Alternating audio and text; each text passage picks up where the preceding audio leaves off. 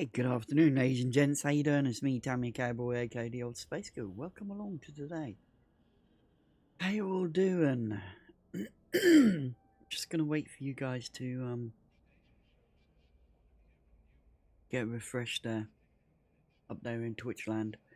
I've got a bit of a problem. My stream deck isn't working for some reason. It's not allowing me to go live via my stream deck, so my stream deck's broke. I don't know what it is. I haven't updated it, so maybe gonna have to fucking fix that at some point in time. Try and get that fixed. There we go. You guys are about right. Let's go pop you guys out. Bring you guys over here.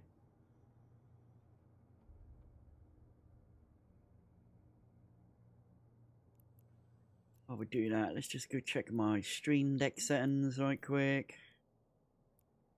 Just gonna come out of this. We're just gonna come over to stream deck. Check this.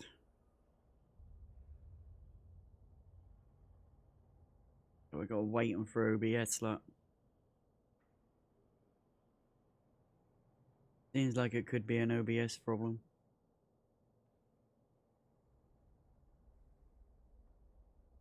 Seems like it could be an OBS problem. Let me just delete this. We'll re-add it. OBS down here somewhere.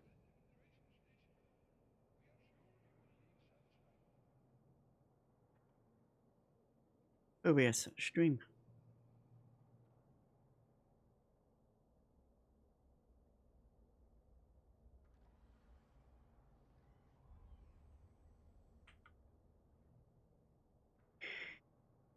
Yeah, we're not getting anything there. Not getting anything there. Not doing anything. Okay. Okay. It looks like it is a problem with OBS. I'll have to deal with that in a minute. I'll have to update that later.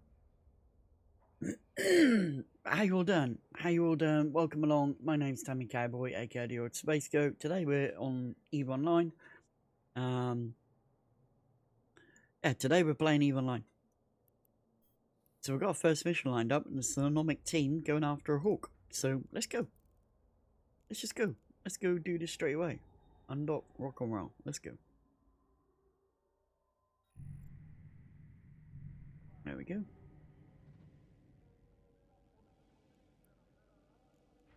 Let's go.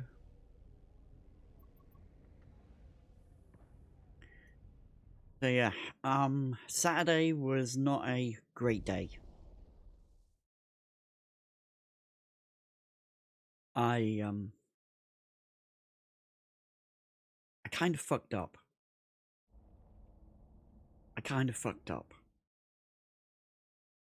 So basically, I went out during the daytime on the bike. I had to go and get some more you know, what do you call it? Soap for washing my bike and stuff. Because I basically ran out of soap. So I went and grabbed some. Came back, chilled out. And then in the evening, I just had this really weird need for a McDonald's strawberry milkshake. I don't know why. I just really, really wanted a strawberry McDonald's milkshake. So I was downstairs, you know, and I've walked through this gap like thousands and thousands and thousands of fucking times. And I walked to get my motorcycle boots, and as I walked through this gap, I stubbed my toe. I stubbed my toe on this footrest that's just in front of the sofa. Like I said, I've walked through this gap thousands of times, and I stubbed my toe. And it was immensely painful. Like, immensely painful. You know when you stub your toe, it just hurts like freaking hell. This hurt like freaking hell. And it hurt like freaking hell. And I hurt like freaking hell. And 4 hours later, it was just immensely painful. Like, utterly painful. Like, really bad. And I slipped my sock off. And my foot had basically swollen up. And there's a massive bruise. Like, and it's yeah. Right now, it's as black could be, this bruise is. And basically what happened is I broke my toe. I basically broke my toe for a McDonald's fucking milkshake. Now, the worst part of it is, I can't put any shoes on. I can't put a shoe on my left foot because it's so swollen and so painful. Just my sock touching my toe is uncomfortable and painful. So yeah, I've got and broken my toe. Not nice. It's really uncomfortable. Right now it feels like I have a second big toe beside my little toe. Yeah, it really fucking hurts. The whole of my foot is swollen up. All the top of my foot is swollen. Like my big toe, all my toes are swollen up. Yeah. I kind of really fucked up. Really fucked up. Just being in a rush trying to get my motorcycle boots. Whacked my toe. You know, kicked a footrest. A wooden footrest. And I gone and broken my toe. So it's really, really uncomfortable. Really, really uncomfortable. Healing time. I called 111. You know, explained to them. They were all good about it. They're like, yeah, you're okay, you know, just let it heal. You know, it's broken. There's not much you can do. If you go to the doctors or the hospital, they're only just gonna put a little strap to it. They're gonna just strap it to the toe beside it and just send you on your way and tell you to take paracetamol and shit. And I'm like, okay, no worries. And but they said to me it's gonna take between 5 and 8 weeks.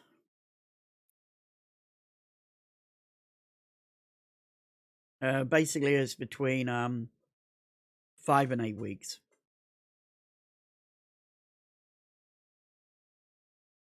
Yeah.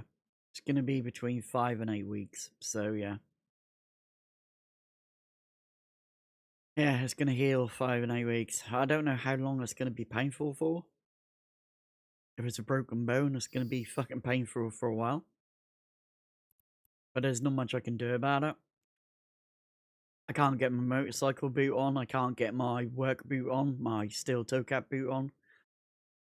The only thing I can wear is a pair of fucking Crocs. And even the Crocs are uncomfortable to wear. It's even uncomfortable to wear the Crocs. So yeah. I don't know what I'm gonna do. I'm gonna try and get my shoe on at some point in time. I'm gonna try and get a shoe on at some point in time so I can at least, you know, I can at least use the bike and move around, you know. But yeah, I kind of fucked up. Broke my toe and yeah, not good. I mean, the words that came out of my mouth were unfathomable. It was crazy. I swore a lot. I was swearing for a long time. Docking permission requested. Docking request accepted.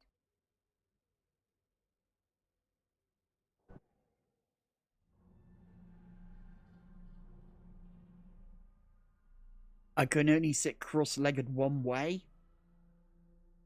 And it has to be where my toes are hanging over my toes are hanging over the edge of the chair. I took a load of painkillers today because it's uncomfortable sitting like this, and this is how I normally sit when I'm streaming. But it is really uncomfortable and just a pain in the ass. It's just a total pain in the ass. But, you know, shit happens. Shit happens. That's just life for you. Alright, let's go. I did apply to Eve Partner. I did apply to become an Eve Partner. Some of the viewers have been saying about it, like Waldeck streamer was mentioning it and stuff. I shouldn't have dropped his name, but yeah. But yeah, I applied for partnership. I'm not shilling out, guys. Warp drive active. I'm not fucking shilling out. I'm doing it for you. I'm not doing it for me just because, you know, I get free stuff. I'm doing it for you because you, the viewers, get free stuff. You, the community, get free stuff. You, the community, will get free skins and stuff like that. So I'm doing it for you guys. You know, you'll be able to, you know, we'll be able to do a giveaway every month or so to give away free ship skins and stuff. And maybe Christmas we can do, a miniature, Father Goatmas sort of thing. So yeah.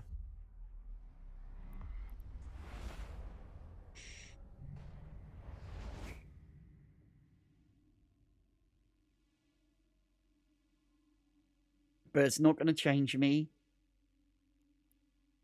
I'm still going to be Tammy. I'm still going to be outspoken. I'm still going to shit talk the game. I'm still going to shit talk the company when I feel shit's not going on properly. You know, shit's not going right and they're fucking up. I'm still going to be the same me. It's just that you get free stuff. You guys get free ship skins, you know. You guys get these ship skins that other streamers give away.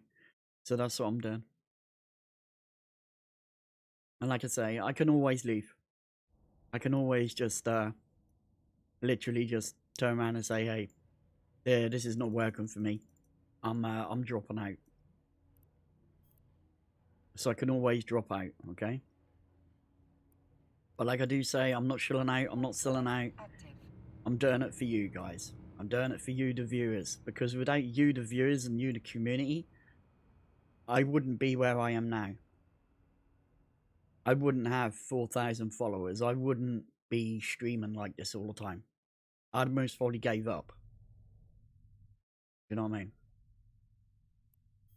So yeah, I'm basically doing it for you guys. So you guys get the, you know, get the stuff. You guys get the free skins and shit like that.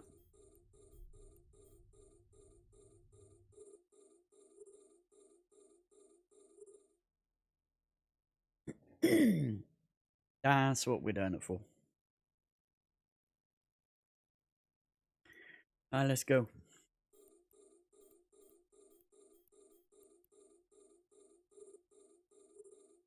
And again, it still allows me to be a part of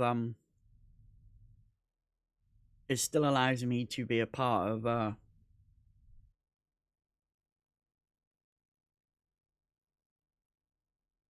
EVE Online. It still allows me to do my stuff. It still allows me to, you know, still have that focus on new players and returning players and stuff, and you know, being a help to the community. But like I say, I'm not gonna fucking change. I'm just gonna be me. Still gonna be me. Still grouchy Tammy. Still asshole Tammy. Shit talking Tammy is still gonna be me. Okay. But it's not to say we'll get partnership. Because, you know, I've already done this before and been through this before and got declined. So, you know, there's a good chance we could just get declined again. So, we're not winning anything. We're not losing anything. So, yeah.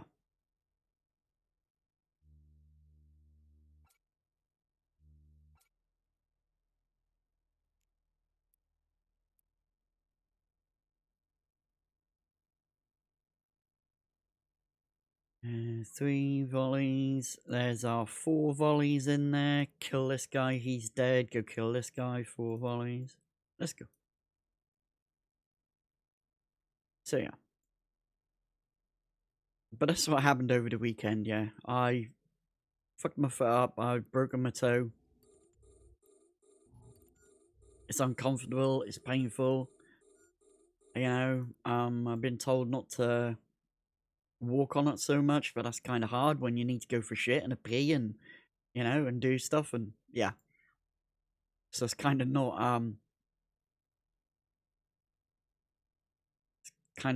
what I expected, you know, being told that you can't do this, you can't do that, you know, blah, blah, blah. But yeah, I'm trying to keep off my feet as much as possible.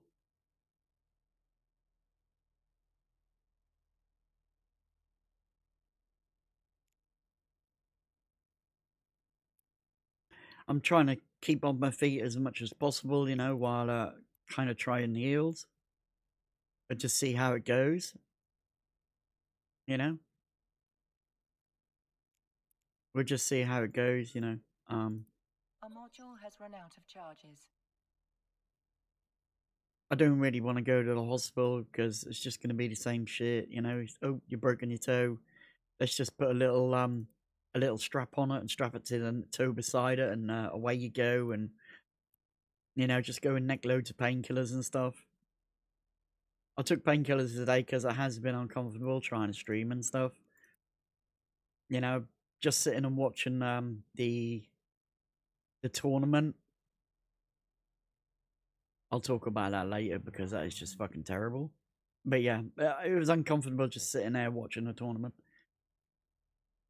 You know, forgetting and crossing my legs and sitting with my legs crossed and just crushing my toe and just basically, you know, yelping out in pain because it's so uncomfortable. But yeah, that's a mistake I won't make again. I won't make that mistake again. And now actually look where I'm putting my feet before I walk anywhere. Because I don't want to mash my foot again. Just, yeah. It was so uncomfortable. Sleeping is really uncomfortable as well. Because, you know, it's just uncomfortable, so, yeah. Alright, let's go. Just gonna go over here and kill these guys. We just run some through this mission. This is a smuggler interception. So we're just gonna go through smuggler interception today. So we're gonna get our drones out, put our drones on these little frigates here. Because the drones can kill these guys. You know, while we're messing around and waiting for these guys to come in, we can go and kill this battleship here. We'll go push our drones onto this frigate as well and kill him. And remember, keep yourselves hydrated, you know. Do keep yourselves hydrated.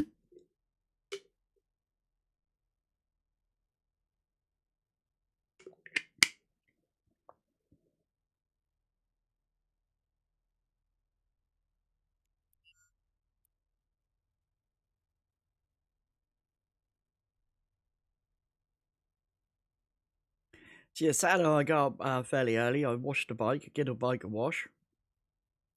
And then I had to go and get more soap because I'd ran out of soap to wash the bike and the car and stuff. So I had to go and do that. So I went and got more soap to do that. And then I had this urge to have a McDonald's milkshake. And I kicked a footrest that's in the living room and basically broke my toe. I basically broke my toe. That's what I did.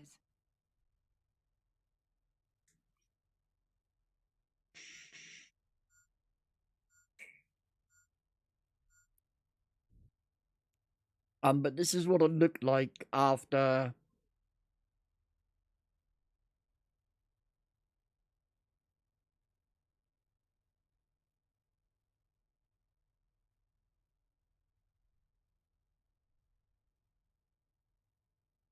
So this is what it looks like 3 hours after. So this is 3 hours after. You can see the bruises now forming. This bruise now covers the complete of this toe. And it comes down here and it goes all the way around here. And the whole area of this is literally black. So all of this area here, you can see where the bruise is starting to come up. All of this area here is completely black. The underside of my toe isn't bruised at all. Just all over the top of my toe, all around the sides. So my toe, this is my little toe. This toe here is the one I broke. It doesn't look swollen now or anything because that's like only 3 hours after I done it. So the swelling hasn't started to really fill out at the moment. You can see it's a little bit swollen, but not as much. The next morning, it was like treble the size of what it is. My toe there is like treble the size of what it is. My little toe is basically like this. My little toe is like this, and this toe is like that. It's like, you know, like that, fat. And this toe is like this, poking over here. Because this one's so swollen up, this one is literally, it's forcing my little toe apart. Yeah. So it's super uncomfortable. The swelling has stopped swelling up. The bruise has formed. There's a big, massive bruise. That's a good thing that the bruise came out fairly quickly. And it's now all bruised up. Hopefully that'll subside after a while. I don't know why it bruised so badly. But yeah, definitely, I definitely broke it. Screwed it up. But hopefully it'll repair fairly quickly. It's not gonna heal very quickly because of my age. I'm a lot more older. You know, if it was a young'un, that'd heal fairly quickly. So we're looking at between 5 and 8 weeks for it to heal. So it's gonna take a decent amount of time to heal.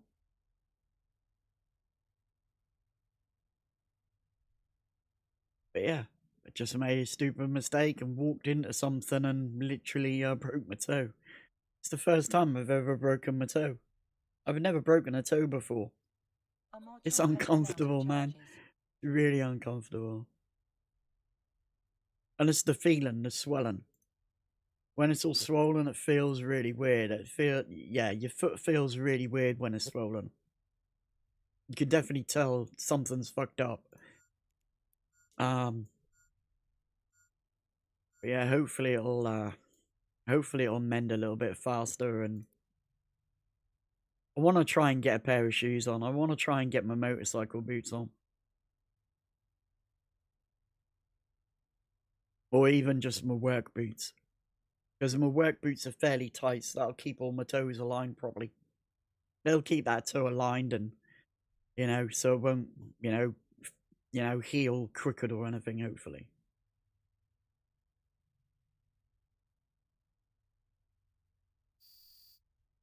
But yeah, that hurt.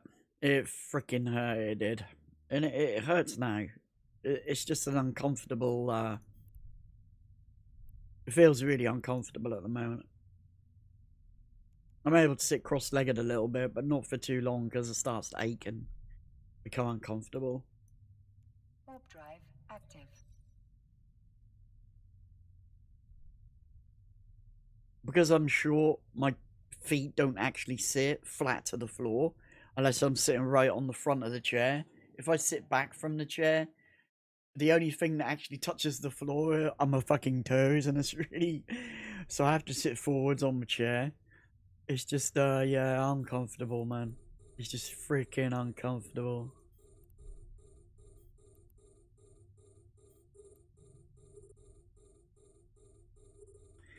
Alright, let's just lock this shit up and bring this shit in towards us.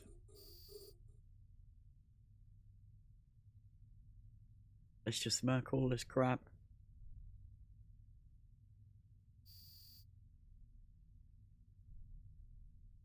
And we've got to wait a while for these guys to get into us anyway. They're going to be a bit slow. Some of these guys are going to be a little bit slow, as you can see. This guy, yeah, he's a bit slow. Ah, this guy's in range. We can hit this guy. Nice one. Let's go.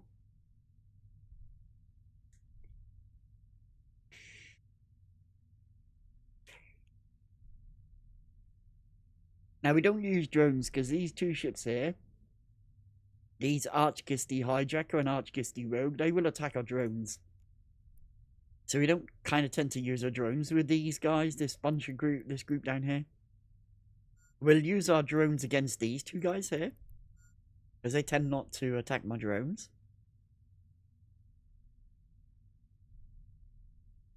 So we can delete this guy with a volley and this guy with a volley. Come over here and grab this impaler here.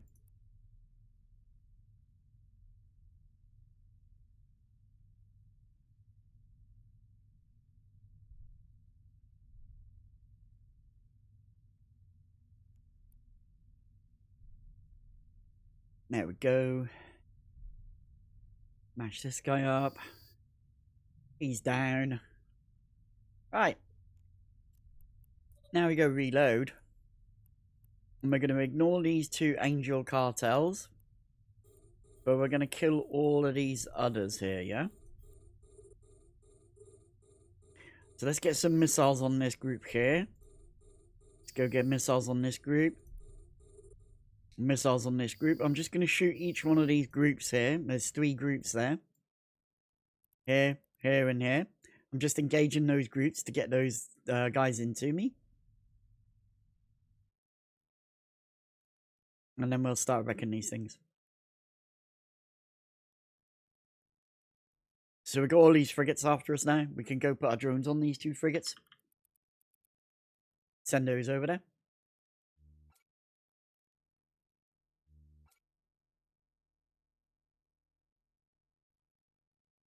I need to sit. Is someone comfortable sitting with my feet hanging down? I'm just going to have to fight through the pain. Let's get drones on this guy.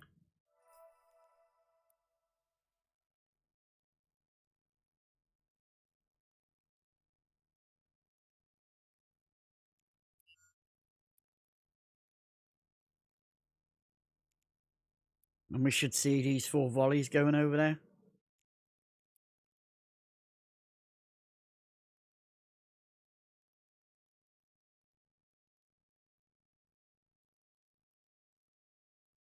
And we've got 4 volleys on that guy. We're going to go hit this guy with 4 volleys.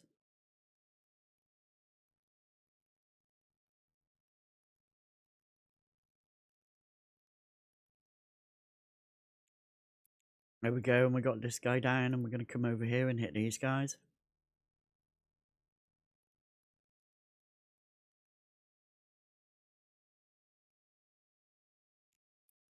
Then we'll come and hit this guy here. He's a little bit far away, this guy. So just wait for him to creep in a little bit. There you go. We might be able to get him now.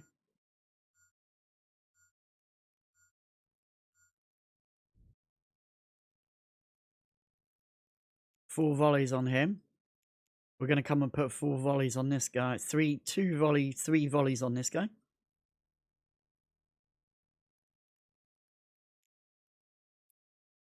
I'm going to reload here. And we should get this guy. Then we're going to come over here and kill these battleships.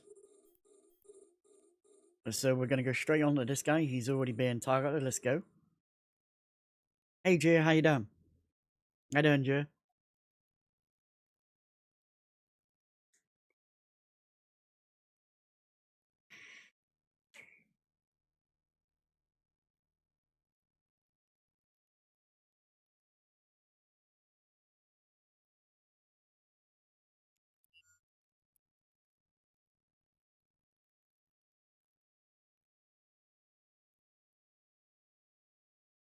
So many Sino cloaky alts? Yeah, there will be. Yeah, they will be. You know, killboard padders, basically. Fucking killboard padders.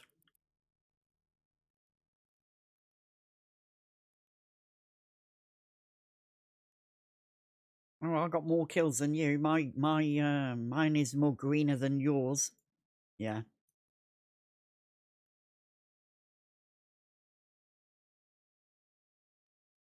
For that guy, go for this guy. We'll look up this guy here because we're going to kill him very soon when he gets close to us.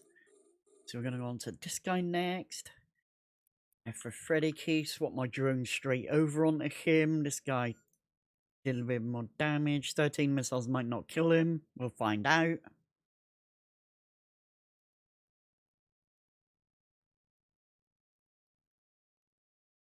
Could drop this commander next, and this guy, because these commanders will die very quickly. Low HP on these, so we can take these down fairly fast. 5 volleys, 6 volleys, 5 volleys left on this guy. I'm waiting for this guy to get in range so I can kill him and collect the loot out of him. Come over here on this screen here. Got him on a reload, that was good. Push my drones onto this guy. This guy's 17k away, just waiting for him to come in. Command burst up. Just rattle this guy with the food missiles.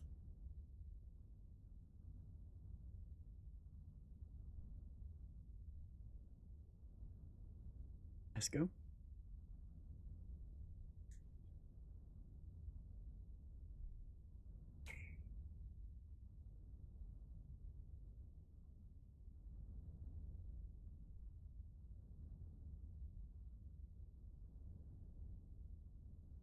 I watched the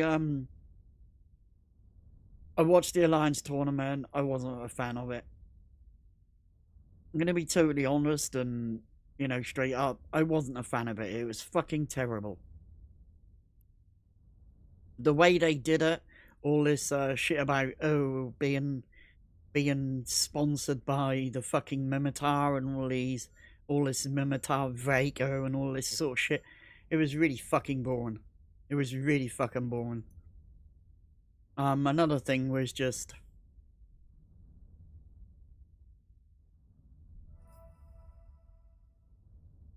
it was the way the commentators were so snarky towards these people who are taking their own fucking time to come and partake in this tournament, and you've got these commentators that are literally shit talking them.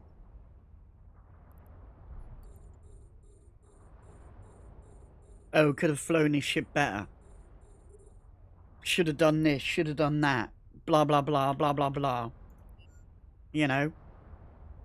But there were some times I felt like turning around and just saying, well, if you lot think you're fucking so good, you lot get into a fleet right now and go and fight one of these fucking groups and see what happens. Watch your ass get handed to you. No, should have done this, should have done that. Oh, that battleship, he just fucking screwed up. It's his fault that they lost this match and that. It's just really annoying to listen to that shit, knowing that these guys are under so much fucking stress. You know,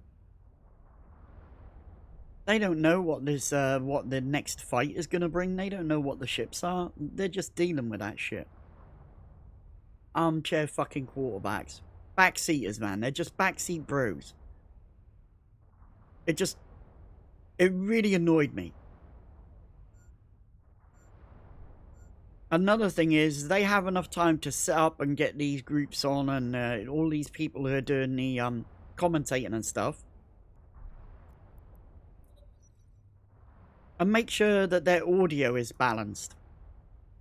Yesterday was fucking terrible because Ikthar's volume was higher than everybody else's. And I'm not lying. I actually muted the fucking stream. I actually muted the stream.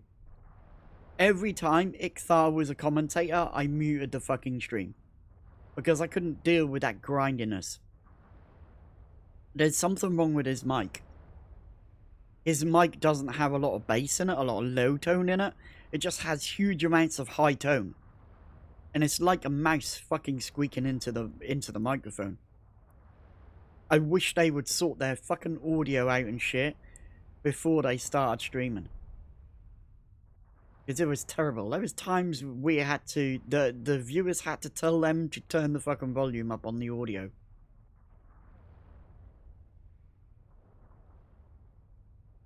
I know the stream dropped out a couple of times. Some of it was,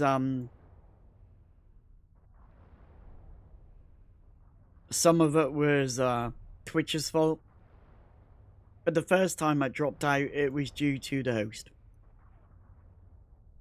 Don't have just one host. Have 2 or 3 fucking hosts ready to go. So if one of those hosts go down, you can automatically switch to the next host. And make sure those hosts have their overview set up ready. And just instead of having everybody as a fucking no standing, and you have no clue what ship is with what group. It was kind of terrible. You know, this isn't the first Alliance tournament.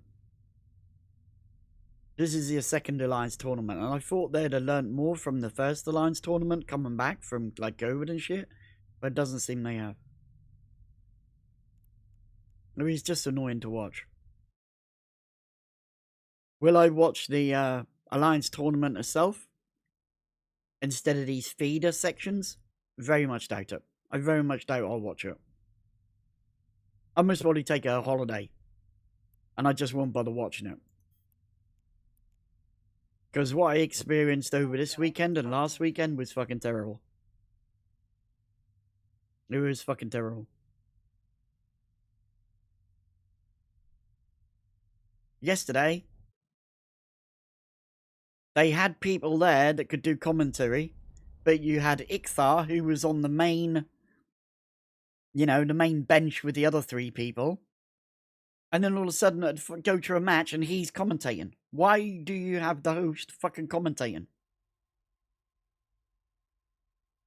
It's like having a weather girl reading the weather and then all of a sudden just running over, sitting down and reading the news as well. It doesn't seem right. I'm sure they could have got commentators there to do that. Some of those commentators I don't like, because the way they are. There's one I don't like at all. The way he puts himself across as being, you know, the best fucking, you know, fitter of EVE Online. It just really fucking annoys me. He really annoys me.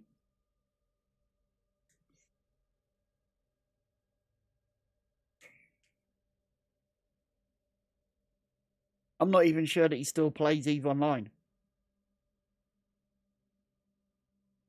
But he seems to be a commentator. He's just really annoying. Really annoying. And it's the same commentators all the fucking time. It's the same commentators all the time. I like Wingnut Cross because he's really cool.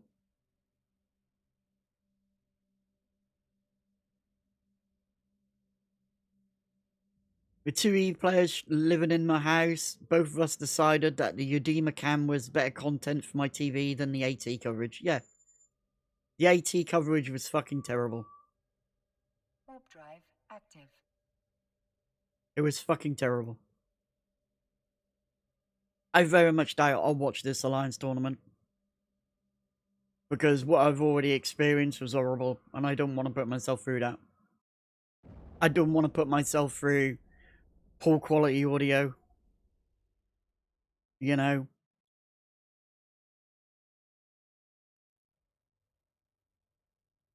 It was just bad. I don't know why. I don't know why it was that bad. They had last year to sort things out and learn from last year. But it doesn't seem that last year was even a thing. They forgot last year. You know, the Alliance tournament they did last year. But the thing is, it's not CCP. It's not CCP that does the Alliance streams. It's Event. It's not CCP, it's Event. It used to be Streamfleet. We used to do it at Streamfleet.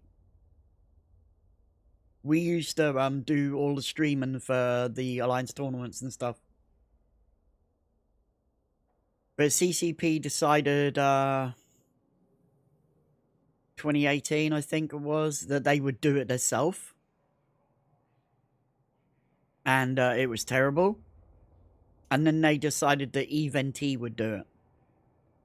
No, Event is not a partner thing, no. No.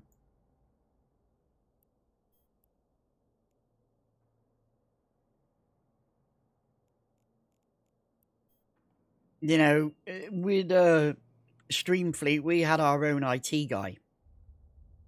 We had our own IT guy that would deal with all that stuff.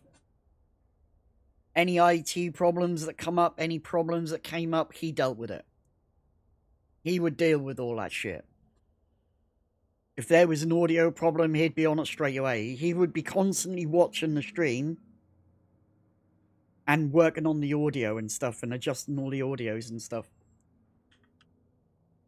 But it seems like they don't have that anymore.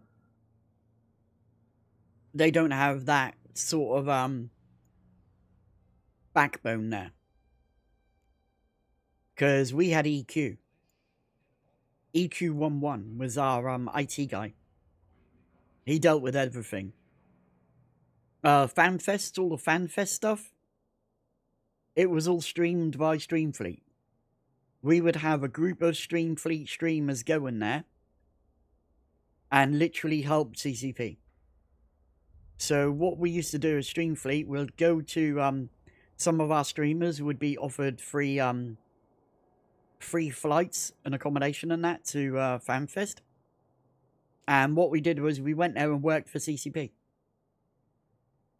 So we'd go there, you'd meet Streamfleet people at the front door, bringing you into the FanFest.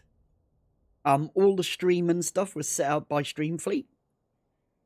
So all the stream stuff was set up by Streamfleet. All the cameras, everything, the audio, everything was set up by Streamfleet. Miss Moses, Raiden, EQ, Torvald,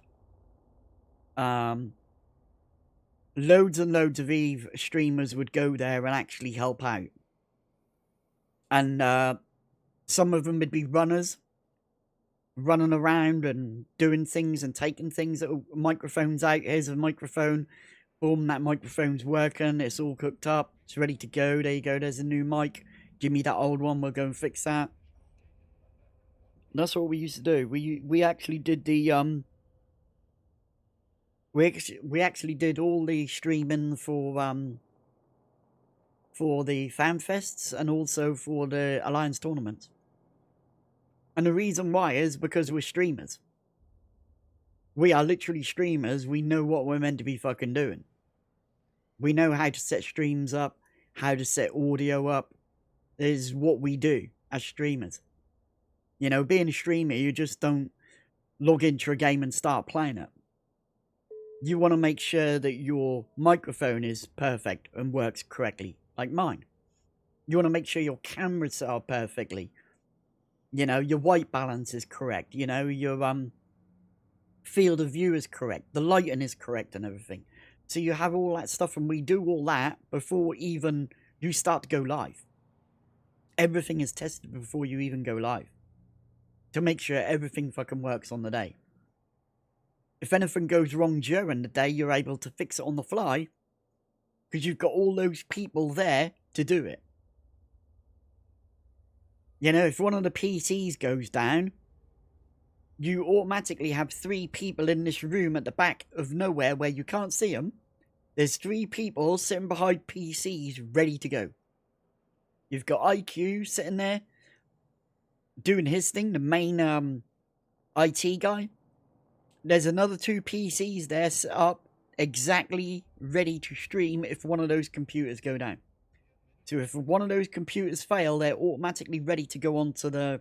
Yeah. Everything is set up. You know, you have backup and then a secondary backup for the backup. Yeah? But it seems like they didn't have any of that there. It seems like it was just one fucking dude doing everything, and it doesn't work like that. You need a group. It needs to be a group effort. Do you know what I mean? Alright, let's go do this mission. Recon.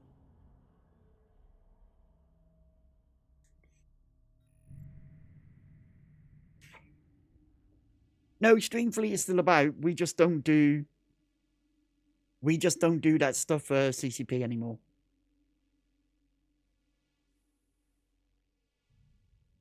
CCP decided they were going to do it themselves. And then they found out it's not as easy as doing it yourself. They found out it's not as easy as just doing it yourself. So they pulled in Lvl4. They could have literally come to Streamfleet and said, hey, can you help us here for the Alliance tournament? We'd have been, yeah, let's do it. We'd have been, yeah, we can do this. We can do this in some sort of relevant for you guys. But, you know. And you've got a bunch of streamers that know what they're doing. You've got a bunch of streamers that know how to set up audio. A bunch of streamers knowing if something's wrong. Do you know what I mean? I was in the Discord channel and I could literally sit there and I'd be watching the stream live and I'd be going back and forth to Raiden and Miss Moses and literally saying to like Miss Moses, hey, audio on the stream's a bit bad. It needs to be adjusted. It's a bit too loud. Can you adjust that audio? Yep, on it. She'd be on the radio straight away. Hey, audio needs to be balanced on the stream here. Boom, done. Hey, camera's a bit dodgy on this stream. Yep, done. When you got Eve streamers watching it, or streamers actually watching the live stream and can see things that are not right and not perfect, it can be adjusted on the fly. Warp drive active.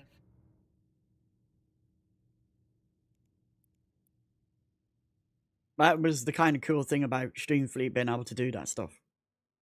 It wasn't because Streamfleet got free shit and, you know, we got paid for doing that stuff and all that sort of shit. We got, you know, there wasn't nothing to do that. It was about being a community and a community coming together to create a fucking cool TV fucking show. And that's basically what we did.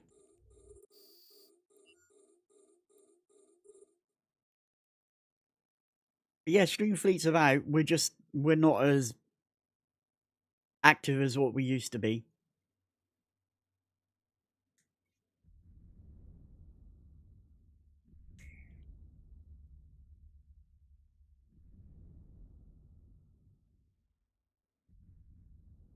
You know, Raiden's got a wife and kids. Miss Moses has got a husband and kids.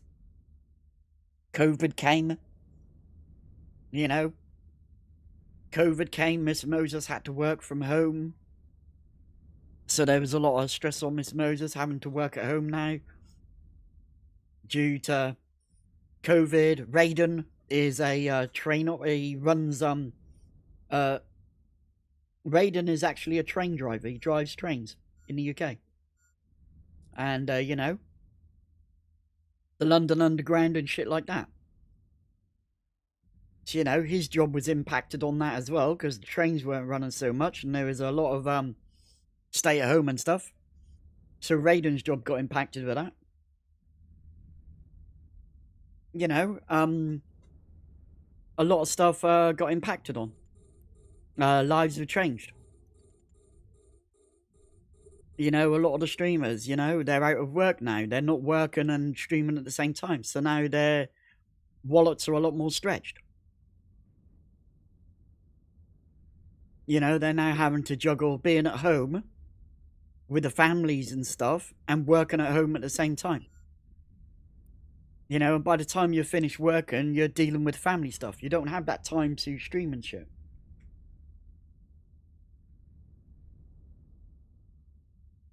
I use the Nighthawk. I fly the Nighthawk. It's a Tech 2 battlecruiser, ZJ. So yeah, I fly the Nighthawk in level 4s. I also have a Golem that I fly in level 4s. But the main ship I love to fly is the Nighthawk. I love the Nighthawk. Especially for PvE. It's very good for PvE.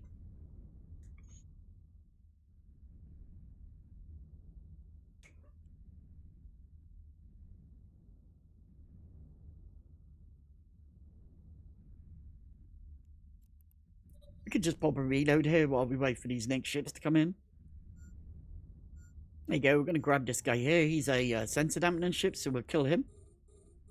You see we our locker range has just now been cut down a little bit. 40k. So we can't hit this guy. We can't lock this guy up because he's more than 40k away. But we'll kill this guy and that'll change.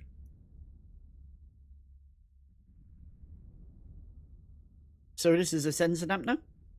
And what that does is it lowers our lock-on range and increases the time it takes to lock a ship up. So that's what that module does. It's called a sensor dampener. It dampens our targeting range, so we have a shorter targeting range.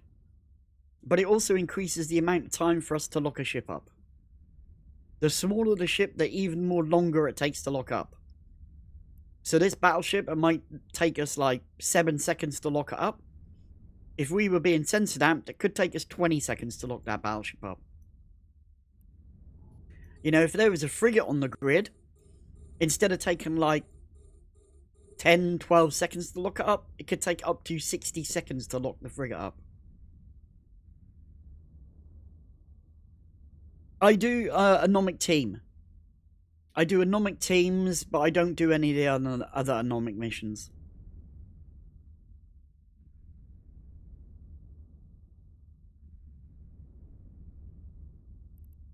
So I'm going to kill this guy here, guy here called the Core Grand Admiral. We're going to get our drones out, push our drones onto him and kill this guy here. And then we're going to fly down to this acceleration gate. All these other guys called Lord Admirals are going to want to be 8,000 meters away from me. So all these guys are going to come to me. They're going to chase me down to this gate. Whereas this guy wants to stay at 51 kilometers away.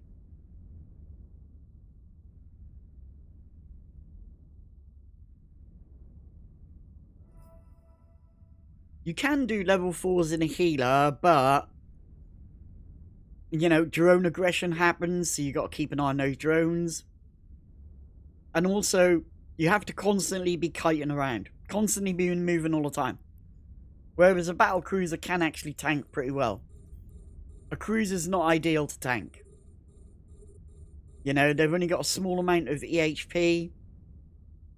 Small amount of shield hit points, armor hit points. They're not exactly designed for level 4 missions. They're not designed to take on level 4 missions. Level 4 missions are more for a battle cruiser, battleship. You know, you can do them with a Tengu. You know, you can do your missions with a Tengu as well, yeah. But that's a lot of cost.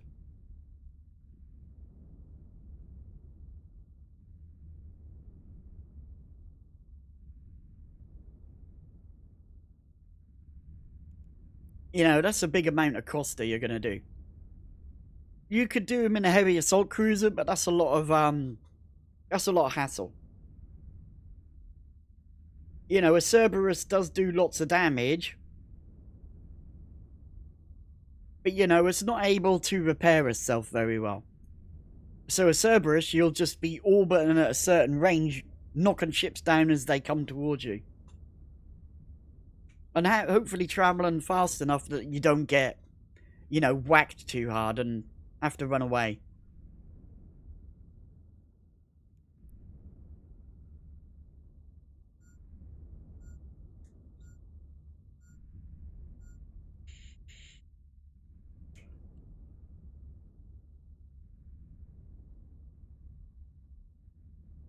Yeah, that's just it, you know, the more better as a pilot you are, and the more higher skills you have, the more easier the missions become. I'm not saying that these are easy missions. I'm just saying that with more skills, you're able to kill things a lot more quicker. And it becomes like a cinema. It's like sitting in a cinema. You just sit back and enjoy the show. You know, I'm sitting here in this big open wide area of space and it doesn't feel like claustrophobic, like, you know, enclosed or claustrophobic, that there's, you know, I'm in danger and stuff like this. This doesn't feel, you know, yeah.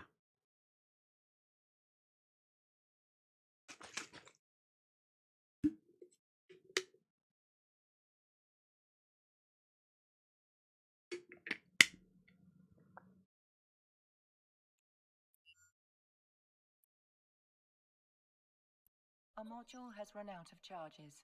I would like to see, you know, I would like to see,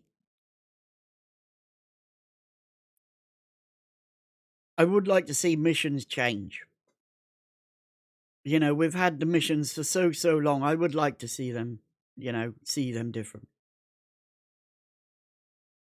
I've played on this character for 16 years. This character has done null sec and low sec stuff. It hasn't just been a high sec pilot. But I used to PvP on this character.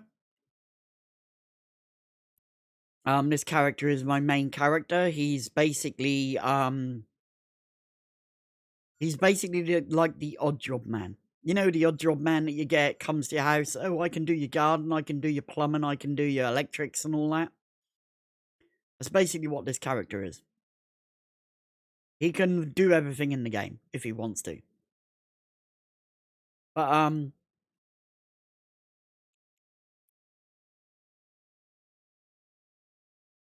I did piracy and stuff like that for a while. And then I decided to move away from it a little bit. And just do normal stuff, just chill for a bit. You know, it's kind of hard to balance PvE and PvP together, having only one character. So I created another character, and she basically does PvP. So if I want to do PvP, I don't do it on this character, I do it on a different character. She only has like 50, 60 million skill points. But she can fly a lot of things, like, you know, she can fly a lot of comps that she needs to. You know, fleet composition ships. Like Munnins, Eagles, all stuff like that. She can do all that if she wants to. But she tends to join large alliances. She tends to join large nullsec alliances when they have big, massive wars. Because that's what I'm there for. I'm there to have fun. I'm not there to just sit and grind away. I'm there to just go and have fun and shoot other pilots and just have a good time. So that's basically what she does.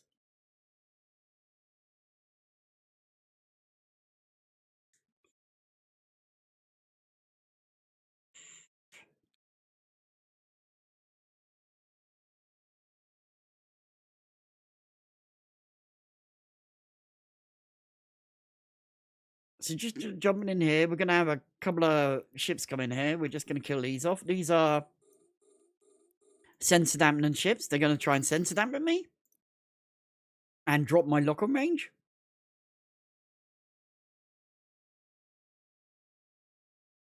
So hopefully we'll be able to kill these guys before they do that. Very close, 40k away. Look at that, look. Yeah, 40k, now 20k. So we've got no chance in hell of locking this guy up. We can now, we can lock him back up again.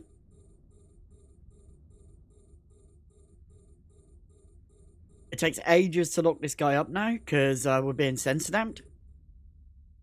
Wrong ship, we want to kill this one. That is the one we want to kill, this one here instead. That is the one we've done most of the damage to.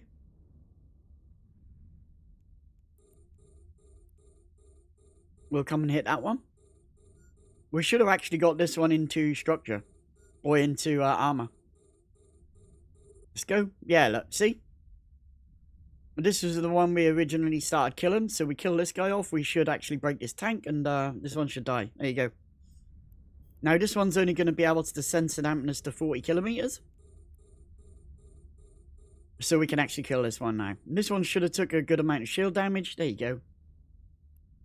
Next, we've got these frigates coming in. We'll lock them up.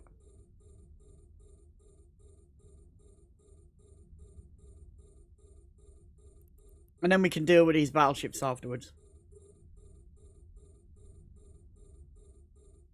So this guy should get shreked. It takes us about 60 seconds to lock one of those frigates up when we're being sensor damped. So that was why it took so long to lock those guys up. But these guys will get fragged now.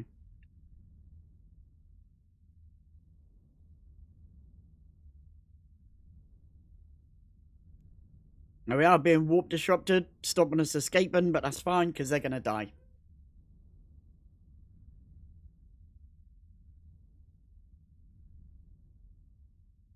There we go. Now we'll go on to these guys and we'll start killing these battleships off.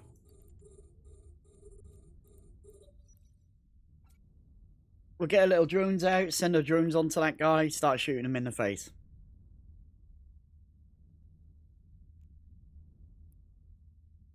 Let's go.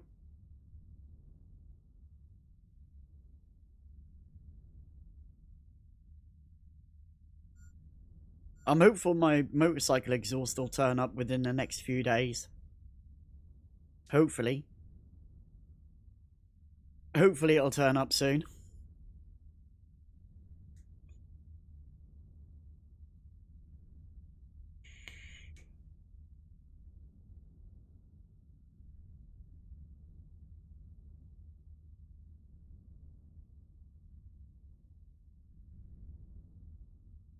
We had an expensive month. Over 600 quid I spent. 300 quid of that was just for one exhaust. For a motorcycle exhaust. So it's been fairly expensive fairly expensive month. Mind you, I did pay 150 quid for a controller as well. For a console controller. So that was expensive.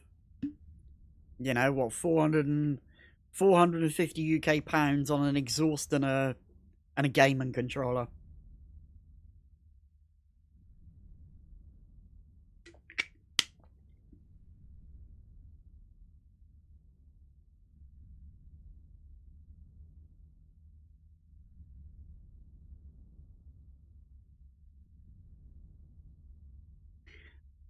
Car alarm's going off.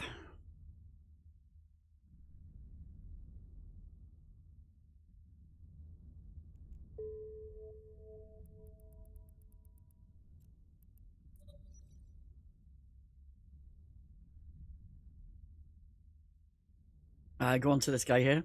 Ignore that car alarm in the background. It'll go off very soon. There you go, it's turned off. Hey, Bax. Hey, Bax, how you doing? How you doing? How you doing? Yeah, I'll be a grandpa gamer in 9 days' time. I'll be a grandpa gamer in 9 days' time.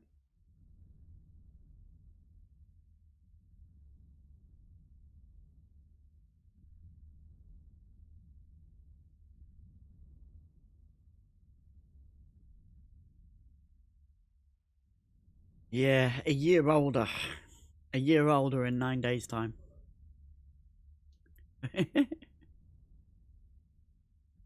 No, it's totally fine, man. Totally fine. English is fine. Your English is totally good. There's nothing wrong with your English.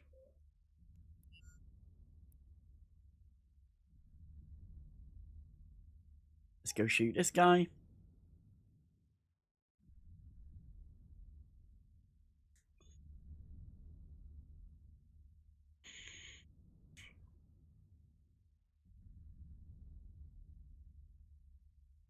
Oh, sorry about that. Let me just pull that away.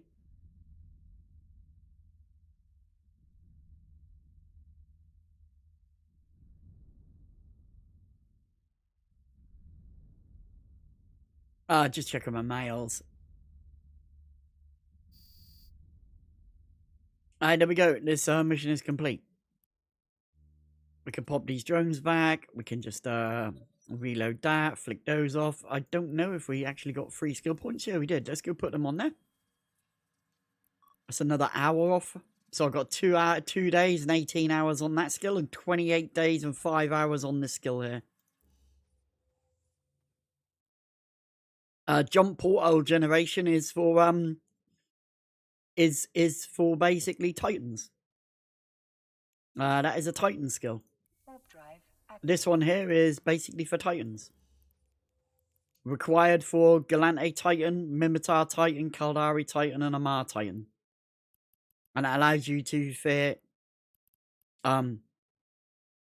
bosonic field generators, gravitational transport field oscillators, jump portal generators, covert jump portal generators, and industrial jump portal generators. We need that to level 5. Lead that to level 5 so you can Titan Bridge maximum range.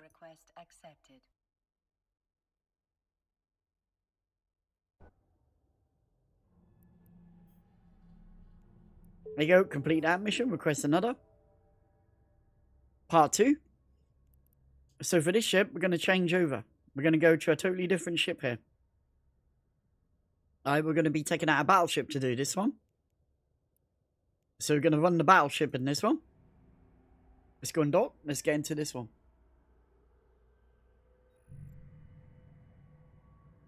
Here we go. Here we freaking go. Let's go.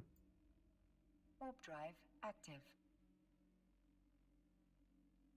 Check that we're warping in the right direction. Yeah, we're going to be good. We should be good here. Pop these up.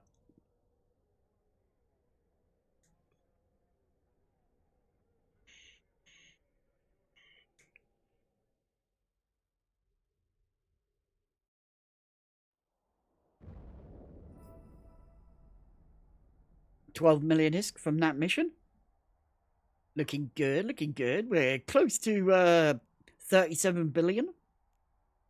We're pushing hard. Trying to get that 37 billion going. So we're going to land on this. We're just going to fly down because we're going to collide with a structure here. So let's just fly down out of the way here. So I'm just flying away because I wouldn't be able to warp if I'm anywhere near this. So I'm going to fly down. Horizontally down. Or vertically down from this thing here. Not horizontal, vertical. And now I'll engage it. See, now I'm away from this gate. I can fly and warp through this gate without colliding with it and bouncing around it. So I should be able to enter warp here. Now, when I get in here, this mission will complete. Right? So when I get in here, this mission's going to be empty. There's going to be no rats in here. And over here is an acceleration gate. And to finish this mission, I need to fly to that acceleration gate. But you can see I do 125 meters a second. It's going to take me a really long time to get there. So what I'm going to do is approach that gate. I'm going to use this module here called a micro jump drive. And that's going to propel me 100 kilometers in the direction I'm flying. Because see, my ship is now starting to align to this. I'm just going to wait, and now I'm going to hit this button here, and I'm going to propel my ship 100 kilometers forwards to that acceleration gate. And I will land just behind it. There you go. So now what I'm going to do is stop my ship and siege up. Now this mission is completed, right? I've got to this gate, this mission is completed, all I need to do is dock up. But I'm not going to dock up. I'm actually going to come over here and kill these enemies. Because this is going to put money in my wallet.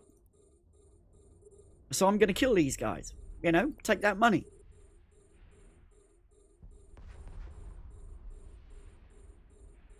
Alright, so I'm just going to get these guys. I've got this frigate loaded up, so I'm going to get my drones out, and I'm going to put my target painter on him, and have my drones go and kill him. So there you go, my drones are now going to start to kill this guy. And as we're doing that, we're just going to kill these turrets off, because they do a lot of damage. Next, we're going to come over here and kill these battle cruisers. Or these cruisers over here.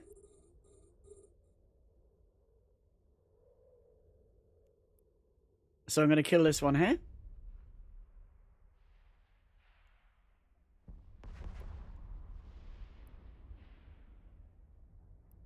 And then I'm going to kill this one here.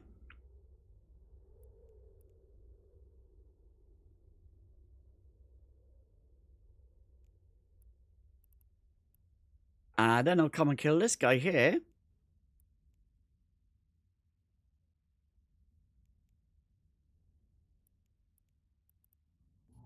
And now what I'll start to do is work on these battleships. So my drones are already killing these frigates off, and I'm going to be working on these battleships, killing these battleships.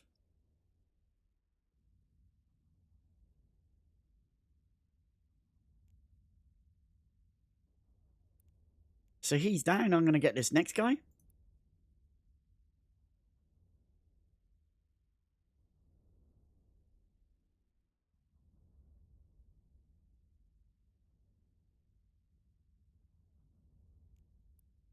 And he should die. And now I'll kill this guy here. And my drones are killing this frigate. And then this mission should be complete. The module has run out of charges.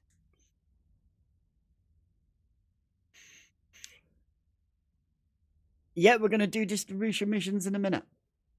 We're going to finish this up, and then we're going to go grab a, we're going to go, jump onto a different character, and we're going to do some distribution missions, Lucy.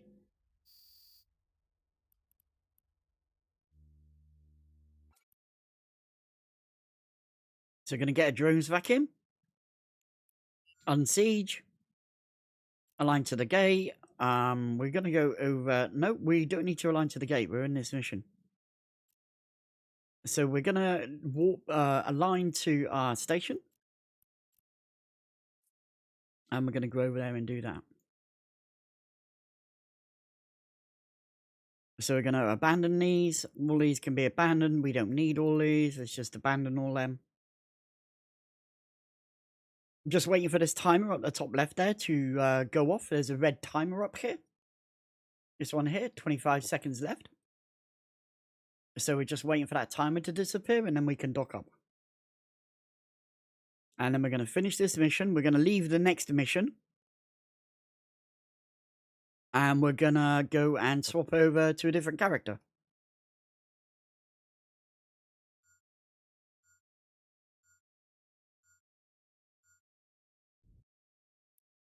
Alright, let's go. Hey, Elveron, how you doing?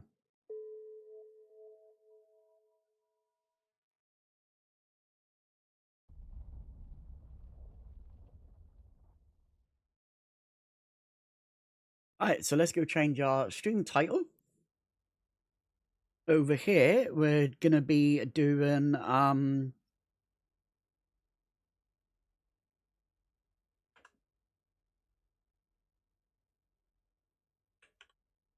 Docking permission requested. Docking request accepted. distribution missions. We're just going to click done there. There you go. We're going to update our title now. There we go. We should have updated our title. We're going to claim this mission. There we go. And now what we're going to do is we're going to jump over onto a different character. So let's come over here. Let's go onto a different character. And we're going to come over here and we're going to go with, we'll go with Ginny, okay? Because Ginny has the lowest amount of skill points. So if we go and look at Ginny, Ginny only has 5 million skill points.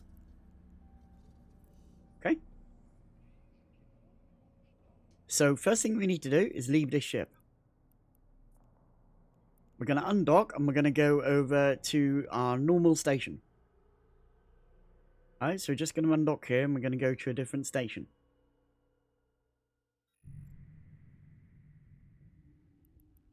So we're going to go over to Cat. Warp drive active.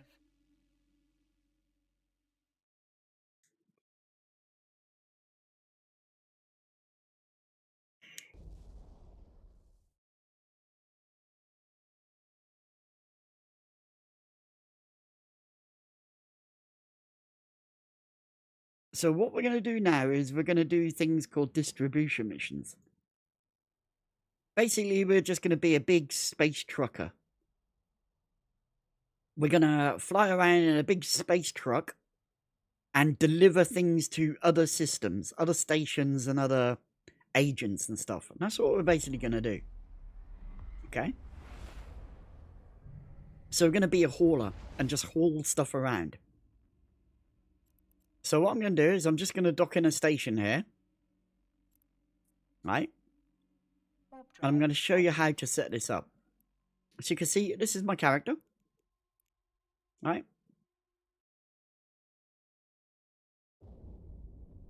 Now, she doesn't have many skill points. Yeah, she isn't able to fly very many ships. Yeah, if we go and have a look over here, you can see how many ships. She can fly a few things, but not a lot. She can fly a Gallente hauler.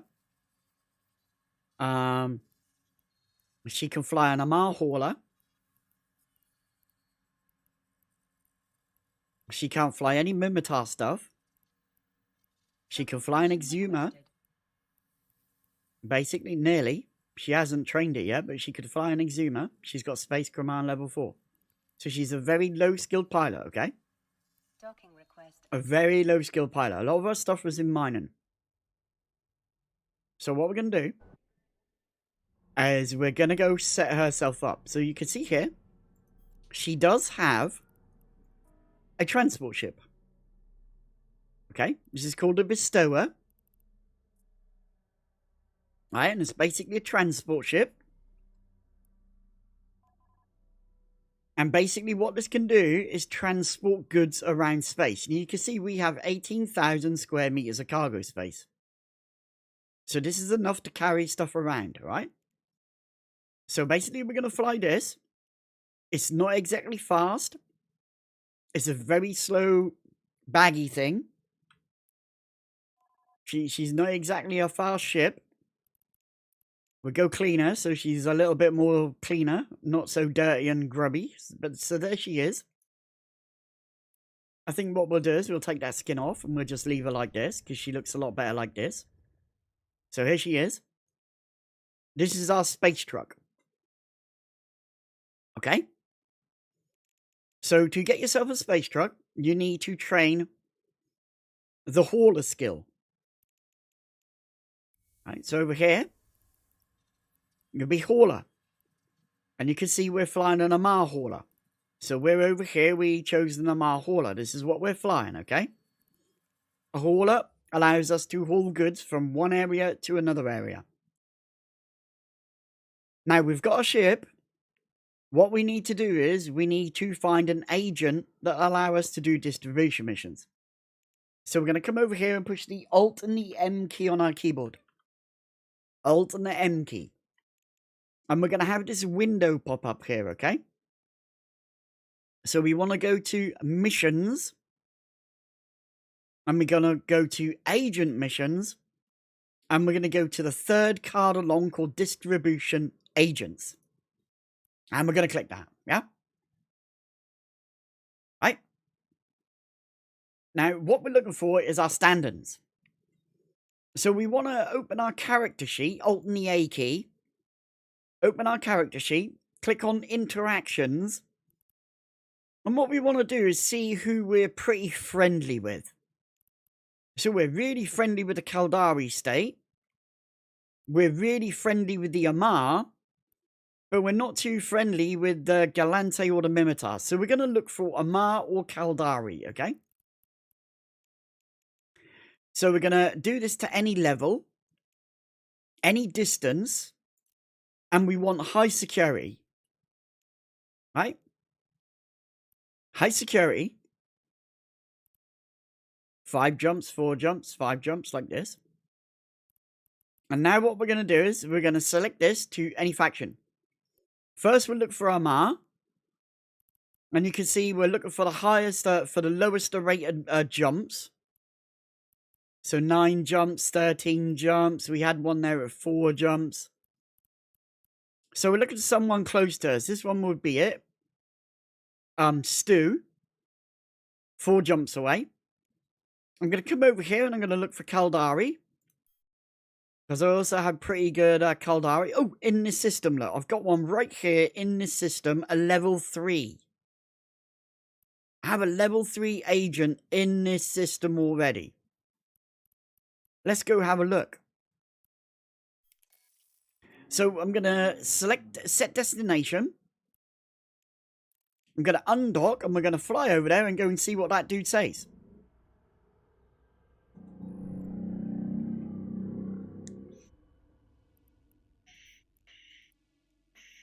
Warp drive active. Let's go over there. We'll go back again and we'll see if we have any level 2s here as well. It doesn't seem to be level 2s. Let's see if we got a level 2 here. We do have a level 2. There you go. In the system, a level 2. Are we going to this guy? Let's just go check and see if we're actually going to this guy. Agent info. V1 Moon 4. V1 Moon 4, is this the one we're going to? It could be this one here. Either this one, no, or this one. So one of these stations has a level 3 and one of them has a level 2. If you're low skilled, you'll be doing level 1s. But because we have a little bit of a boost in standards here, we can get a level 3 or a level 2. Let's go have a look and see what's in this one.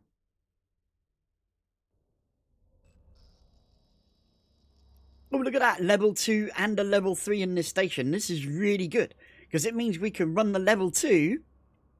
We could do a level 1. And run a level 1 distribution. As you can see, this is a different one. This is a storyline.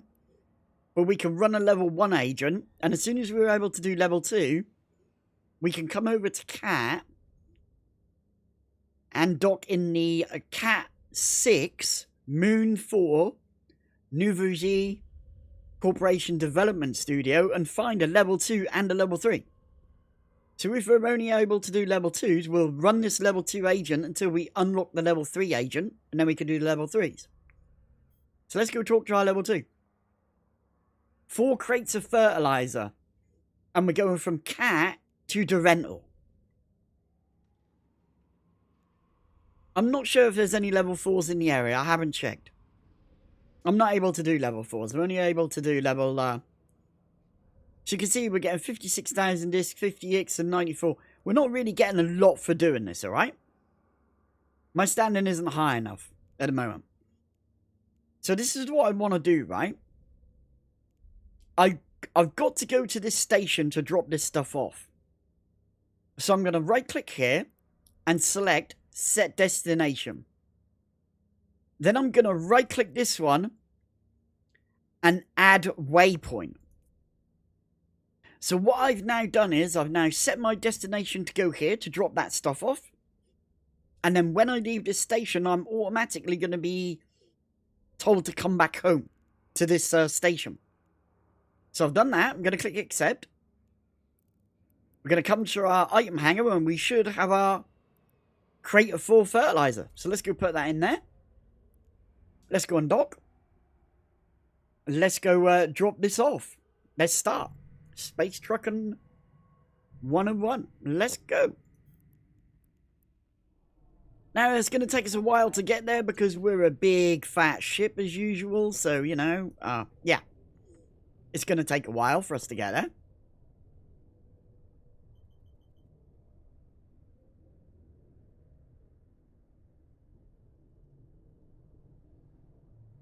I don't know if I'll have enough cargo space to do the level 3. You can't really do two missions at once.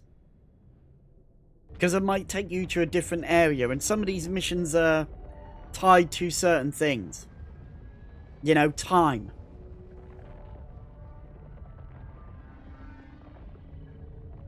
I think someone said level 3 and level 4 you need an advanced hauler.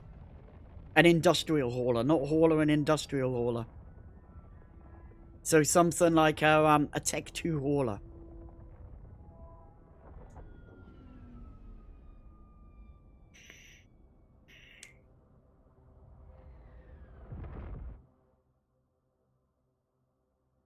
We'll have a look when we get back. We'll have a look when we get back. So here we go. We're going to go dock up in here. Warp drive active. And you can see my destination has already been set. So it's telling me to go here and drop this stuff off. I drop it off and I'm already set to go back to Cat.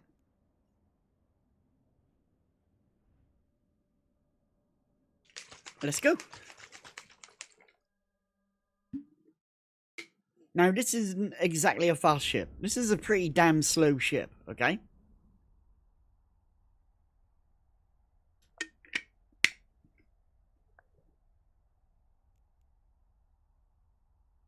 I can't use Tech 2 modules because I'm not trained in Tech 2 modules. This character doesn't have skills to do Tech 2.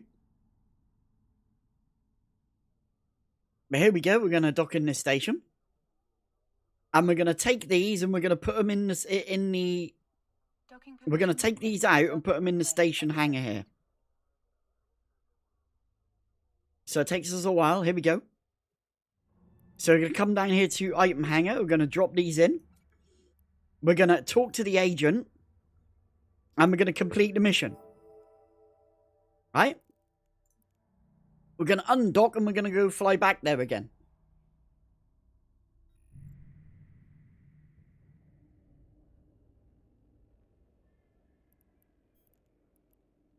So let's fly back home. Now remember, we're flying a big bulky ship. It's not fast. It's not meant to be fast.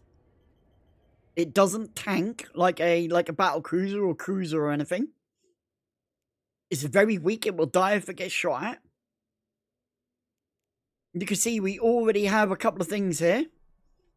We're gaining an extra 50,000 disc here from our rewards from our air program. I'll leave that. Let's just keep moving. We'll see if we can get a lot of those rewards up. We've already got 2, so let's see if we can get a few more.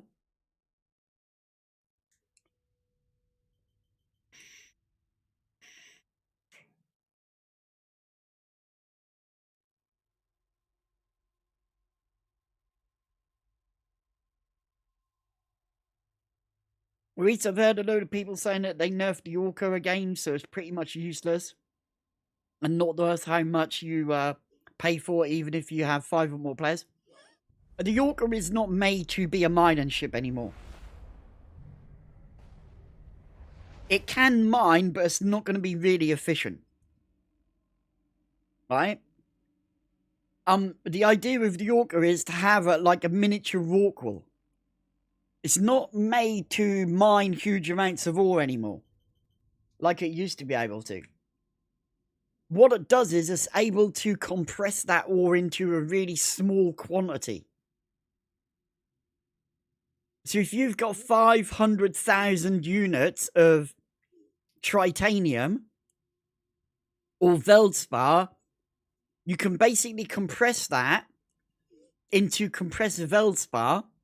And instead of having a space of, like, say, 80,000 square meters of cargo space, it will only take up 20,000 meters of cargo space. It allows you to carry more ore, to have more ore storeable above that on that Orca. Instead of, you know, that's what it's for. It's designed for compression. To compress that ore into a really small quantity so it's more easy to haul around That's the idea of it. The miners still get their bonuses and have decent bonuses and get really good bonuses for mining. But the Yorker doesn't do as well as what it did do when it was, you know, just a normal Orca.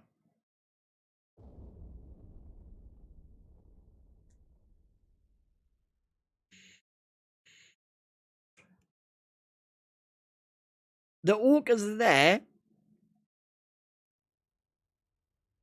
The Orcas are there to make that mining group mine more efficiently and faster, but also be able to convert that ore into a smaller quantity. So there's so much less space required to carry all that ore that you can get. You know, they can still mine, but they're not going to be as efficient. So we did a level 2 there. Let's go do a level 3. Request a mission. Let's have a look. 4,000 square meters, and they're going to Hesserin. Let's go. So I'm going to right click here, set destination. Right click here, add waypoint, so I come back home. Accept this mission. Go to my item hangar. Crates of Galapagos medicine. Let's go. Let's go on dock.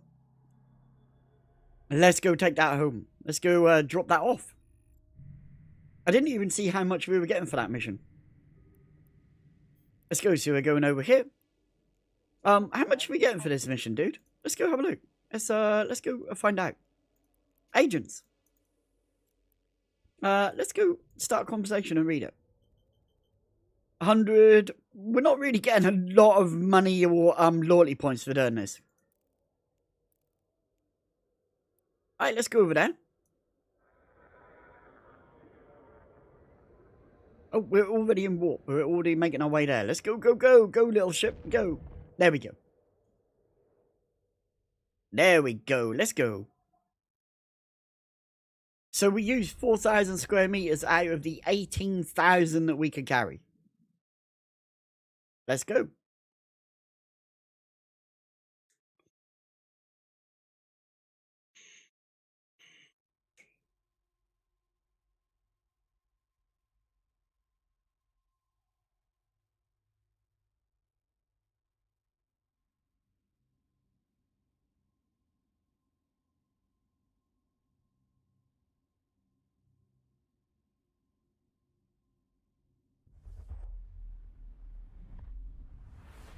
Let's rock and roll.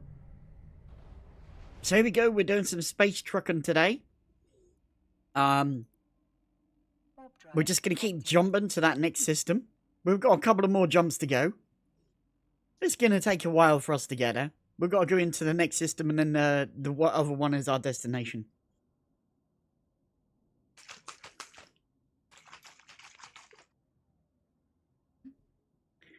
Let's freaking go. Let's rock and roll.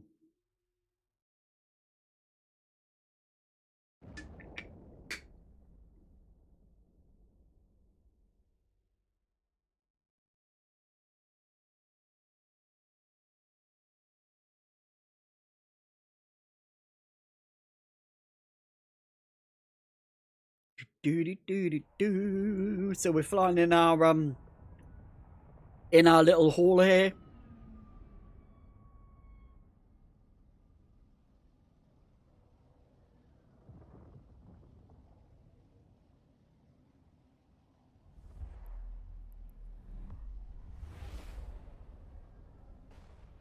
God, my freaking foot hurts so much, man. So yeah, Saturday wasn't a fruitful day. It was fruitful to start off with, but about 8:30 in the evening, I had this urge to have a McDonald's strawberry milkshake, and I didn't want to order it. So what I decided to do was I was going to jump on the bike, and I was going to ride down to McDonald's, grab myself a milkshake, sit in McDonald's and drink my milkshake, and then come home. So I was in the kitchen and I just had this whim of going to McDonald's. So I ran through into the living room, like walked through into the living room. And there's a wall and then the sofa here. And just in front of the sofa is a footrest. Because my dad used the footrest when he had his leg operation. So we've got this footrest there, yeah? And I walked through this space, this gap, all the time. I've walked through this gap thousands and thousands and thousands of times. And Saturday night, about 8:30, 9 o'clock, 9 o'clock in the evening, I walked through and I stubbed my foot on this goddamn footrest. On this big foot puffy. So it's like just a wooden box covered in cloth with a little, with a little padded seat on top, right? And I hit my foot on it. And it was really fucking painful. I mean, I shouted. A lot of obscenities come out of my mouth because it really, really hurt. Right? And then 3 hours later, this happened. 3 hours later, this started to happen. So this is 3 hours after I hit this toe. This one here. This is 3 hours after I hit it. You can see it's now starting to bruise up. The next day, this bit here was completely black. This toe here is completely black. And this bruise comes all the way down here and around here. And all of this area, this whole toe and all of this area is completely black. And this toe hasn't even started to swell up yet. This toe here is more like the size of my big fucking toe. It's swelled up at least 3 times bigger than this. So this toe now is literally rubbing up against this toe and literally pushing this little toe out like that. So this little toe is now sitting over here. And this toe is the size of your fucking thumb. It's basically like I have a thumb. So that's what happened. I broke my fucking toe. I literally broke my fucking toe. Yeah. All over a fucking milkshake, I broke my toe. Now, the worst thing is I can't even get my motorcycle boot on. I can't even wear a pair of slippers. I can't even put on my work boots. The only thing I can put on my feet is a croc. And even putting a set of Crocs on hurts my toe. So I fucked my foot up. I totally broke my toe. I'm not gonna make that fucking mistake again.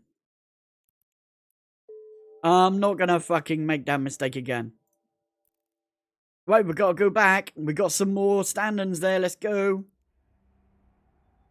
Let's freaking go. Oh, I got 4 now. I got 4. Alright, let's get back over home. What do we get?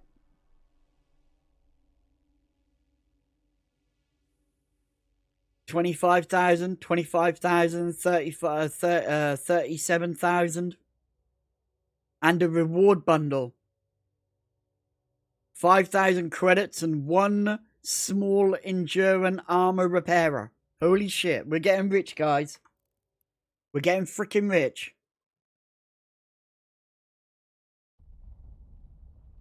So that's what happened. I broke my fucking toe. And it's really uncomfortable. And I did this Saturday night. Yeah, Saturday night.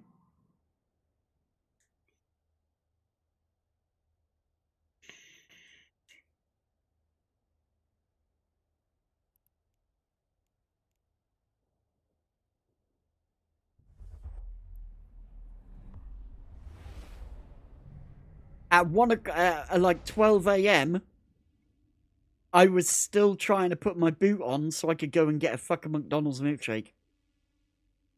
And I was in excruciating fucking pain. And then yesterday morning I phoned 111 and talked to them, and they were like, yeah, you're broken your toe. You're broken your toe. Just don't walk on it. How the fuck am I not going to walk on my toe if my toe's connected to my fucking foot? How am I not going to walk on it? How am I going to go to the shitter and take a shit? How am I going to have a shower and stuff? I need to walk on my fucking feet to do that. So yeah, it's pretty fucking uncomfortable. It hurts. Like all day yesterday, it was really aching and it's really uncomfortable. And today it's uncomfortable and painful. But the whole top of my foot is literally black now. The bruise is just the bruise has come out. It's nice that the bruise is out, but it's swollen up as well. It literally feels like I have a second big toe on my left foot. That's how much it's swollen up. It feels like I have two big toes on my left foot. And it's just uncomfortable and painful. But yeah, they're saying like 5 to 8 weeks for healing. It's normally about 3 to 5 weeks healing for kids and stuff, but for an adult, it's a lot longer. Because you just don't heal as fast as an adult. So between 5 and 8 weeks to heal fully. Warp drive active. Not good. I want it to be healed now, so I can put my motorcycle boots on and go and get a fucking McDonald's milkshake. Because I still want a McDonald's milkshake for some reason. Yeah, that's what happens when you get older. Bones don't mend as quickly if you're older. They like a bone. Like if that was a kid that had just bent and they'd have most probably got sprained and, you know, bruised up. But because you're an adult, your bones don't bend like that. They just go and snap in half. So yeah, that's what happened. But because no bone is poking through my skin or anything like that, there's no need for me to go to the hospital. Because all they do is they put a bit of gauze between your toes. And then basically they just put a bit of, plaster tape around to keep them together like that. I'm not really. I tried to do it and I couldn't even do it. It's so uncomfortable to try and splint my toe up. So I've just left my toe just dangling around and not doing anything. Yeah. Warp drive active. Yeah, small cry and then go play. Yeah, for an adult, it's like break toe, scream like mad, say really obscenic words, and keep saying all those words until it feels better. Because it fucking hurts. It's so uncomfortable right now. It's like, it feels like my toes are literally all strapped together because they're so swollen. It's so uncomfortable. And like when you walk like that and you go like that with your foot. I have to walk like this with my feet dead flat. Because if I even put a little tiny bit of pressure on the tips of my toes, it's immensely it's immensely painful. It feels like that toe is literally just going to go like this and fold up in half. It's so fucking painful and uncomfortable. Let's go grab another mission. There you go. 4,000 to Angle 10s. Yeah, we can go there. So let's go set a destination there. Let's go add a waypoint there. Let's go accept. We're not getting much money for this, for doing it, but hey, we'll do this anyway. A large group of cows. A large freaking group of cows. Let's go. Hey, we gained another one. We gained another thing there. Are we going to get 2 for this one? Will we get to 7? What do we get? Let's have a look. 25, 50, 75.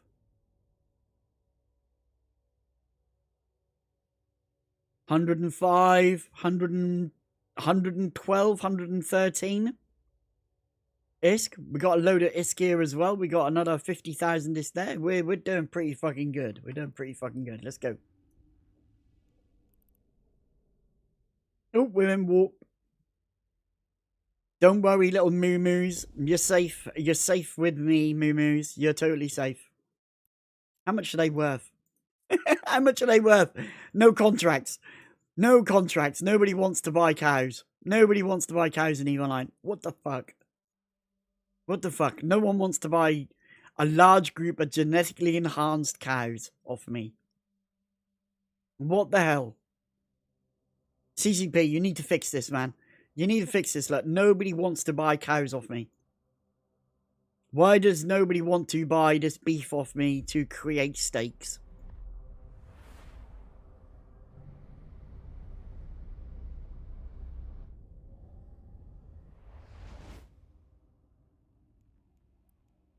Alright, let's go and try next system. Here we go.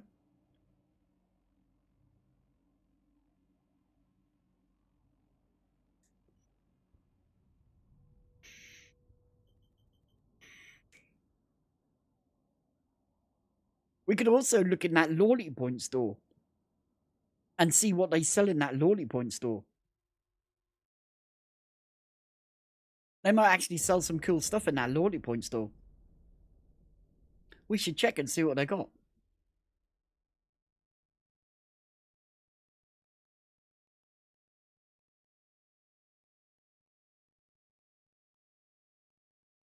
So it's kind of chilled out. This is no killing enemies or anything. It's just flying around, hauling stuff around, as you can see. It can become a little bit laborious and boring doing this, but, you know, hey-ho. Hey-ho, we're doing it. We'll see how it goes.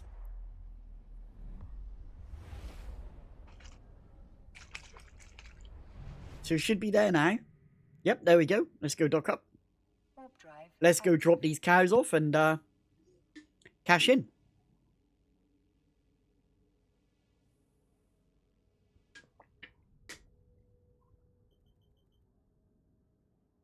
Don't worry, we'll warp within about 3 hours. There we go.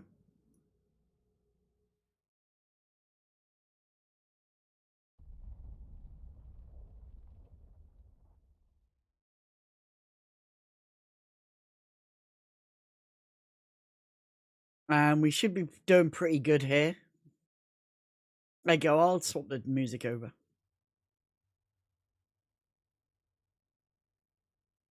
Alright, we're going to the scope. Let's go drop this off.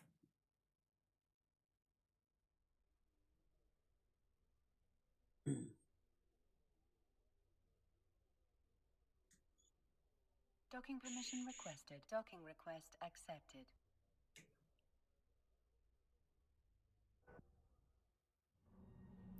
Alright, let's go. Complete our mission. Now we know we can't do it here. Well, we got 6. We got another one. Let's go and dock. Head back home. So the nice thing is we're getting subsidized a little bit. This air program is actually giving us a little bit more. So we got the small endure in there, but we are getting credits as well. 62,000. That's not too bad. We're actually getting a fair amount of ISK back again at the same time. So this is actually helping us a little bit more. You know, that kind of thing is helping us a little bit more. It's actually giving us a little bit more extra, you know, extra pennies in our pocket.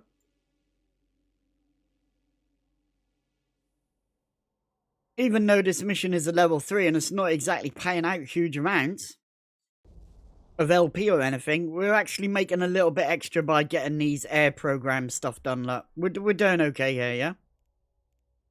You know, we're getting points in Industrialist, so this is okay. We got 120 points out 750 career points. And it did say something else there.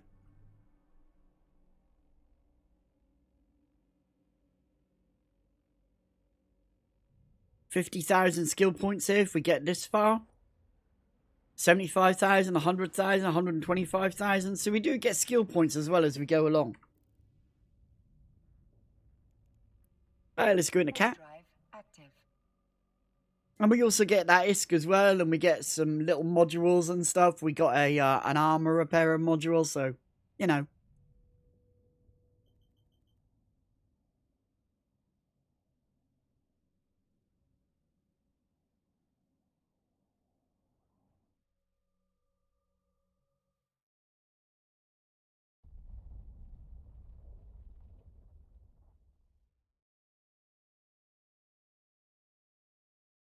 Bum, bum, bum, bum, bum, bum, bum. I'm just checking out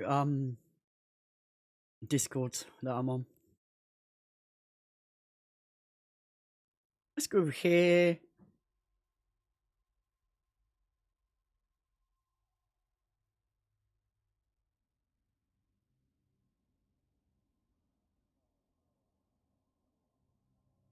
So yeah, it's a little bit slower doing this. It's not as, you know, like, you know, super fast, and, you know, but we, you know, we're cruising. We're cruising.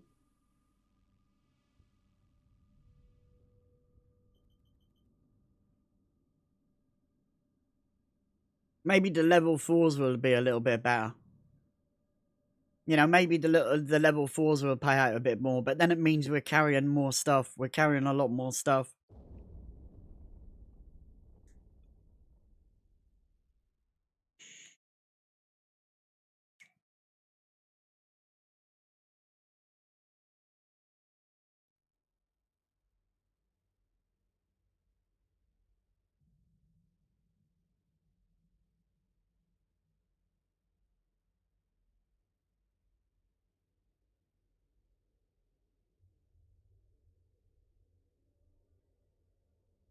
Alright, let's go. Docking request accepted.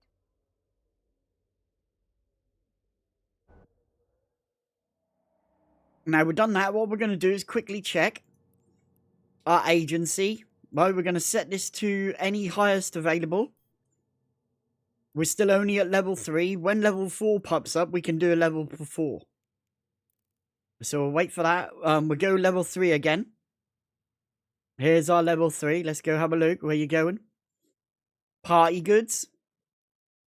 Oh, we've got a long route to Karma. So we're going to go there. So set a destination there. Damn, that's a long way to go. 6 jumps. And then we're going to come back again. 12 jumps. Holy fucking shit. That's a long way to go. Let's go. Well, we did get a little bit extra there. We did get a little bit extra there. Hey, Andrew. How you doing, buddy? Yeah, we're doing good. 3 groups of, a large group of civilians. Let's go. 1,500 square meters. That's a big fucking group. That's a big fucking group. Right, let's go. Warp drive active. Ba-ba-bum-ba-bum-bum. Let's go. Yeah, going okay. We're just doing a little bit of delivery. You know, a little bit of delivery driving today. We're working for Amazon. Amazon International in space. We're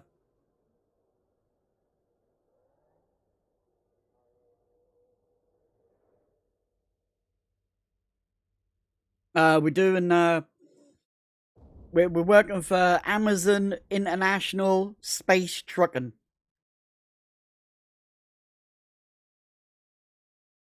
A-sit. We should call it A-shit. A-shit. We're working for A-shit.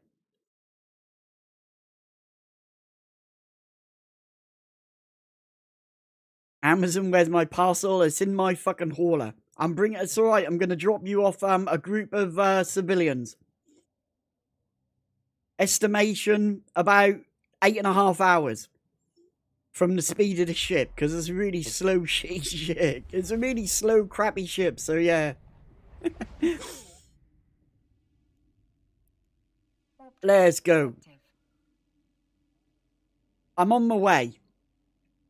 I'm on my way. We can bring up the map and you can just check the destination of the map. You can see there you go, look. We're coming over here to you. We're now, yeah. We're on our second leg of the trip. We're pretty close. We're pretty close. We're only about 20,000 light years away, so yeah, it shouldn't be too long. It shouldn't be too long. But, you know, we only warp at 84 meters a second, so yeah.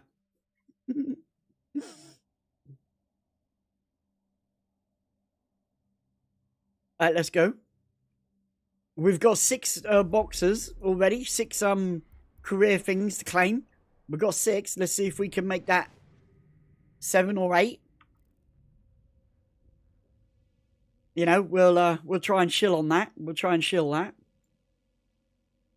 Warp drive active. So for you veteran viewers of the channel, I know a couple will be happy that I did it, but I applied to be an Eve partner. I'm not selling out. For a fact, I'm not going to be selling out to the company, to the game company, the game designers. I'm doing this for you because we get free stuff. I will get 500 free Plex every month. I'll get an account that's paid for myself, so that's totally fine. I paid for my account anyway. But I will get 500 Plex to do whatever I want with. And I will also get a bunch of skins to give away. So what we'll do is we will actually convert those 500 Plex. We'll either give that 500 Plex away. Maybe use it and give someone a free subscription to EVE Online for an Omega. Or we'll basically use that Plex and we'll go and get a load of skins off the EVE Online store and we'll give those away as well. But I'm not doing it for me, I'm doing it for you lot. It's free stuff. You're getting free stuff. You know, getting free stuff. That's what I'm doing. It's not going to change me. I'm not going to become all lovey-dovey and, you know, all floofy towards the game company. I'm still going to be outspoken. I'm still going to be an arsehole. I'm still going to talk shit. That's just the way it is. I'm not selling out. Because I'm not going to take any shit off them. If they turn around and say, hey, you need to do this event for us, I'm just going to turn around and say, no, I don't need to do that event for you. Do it yourself. If you want someone to showcase your event, fucking showcase yourself. I'm here for my community and for the community of EVE Online. I'm not here for showcasing random shit for you. I've done that too many times. I'm not doing it. I'm going to do what I want to do. You know, if they want me to have the buddy link in my channel, I'll put the buddy link on my channel. That's fair enough. Because I had the buddy link on there in the first place until I removed it. So I can do that.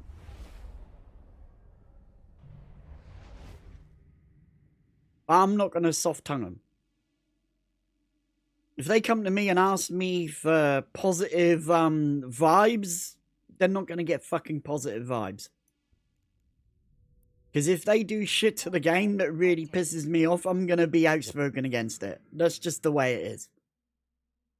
There's no cuddle buddies here. There's no big spoon buddies here. They're going to be sleeping in the fucking doghouse.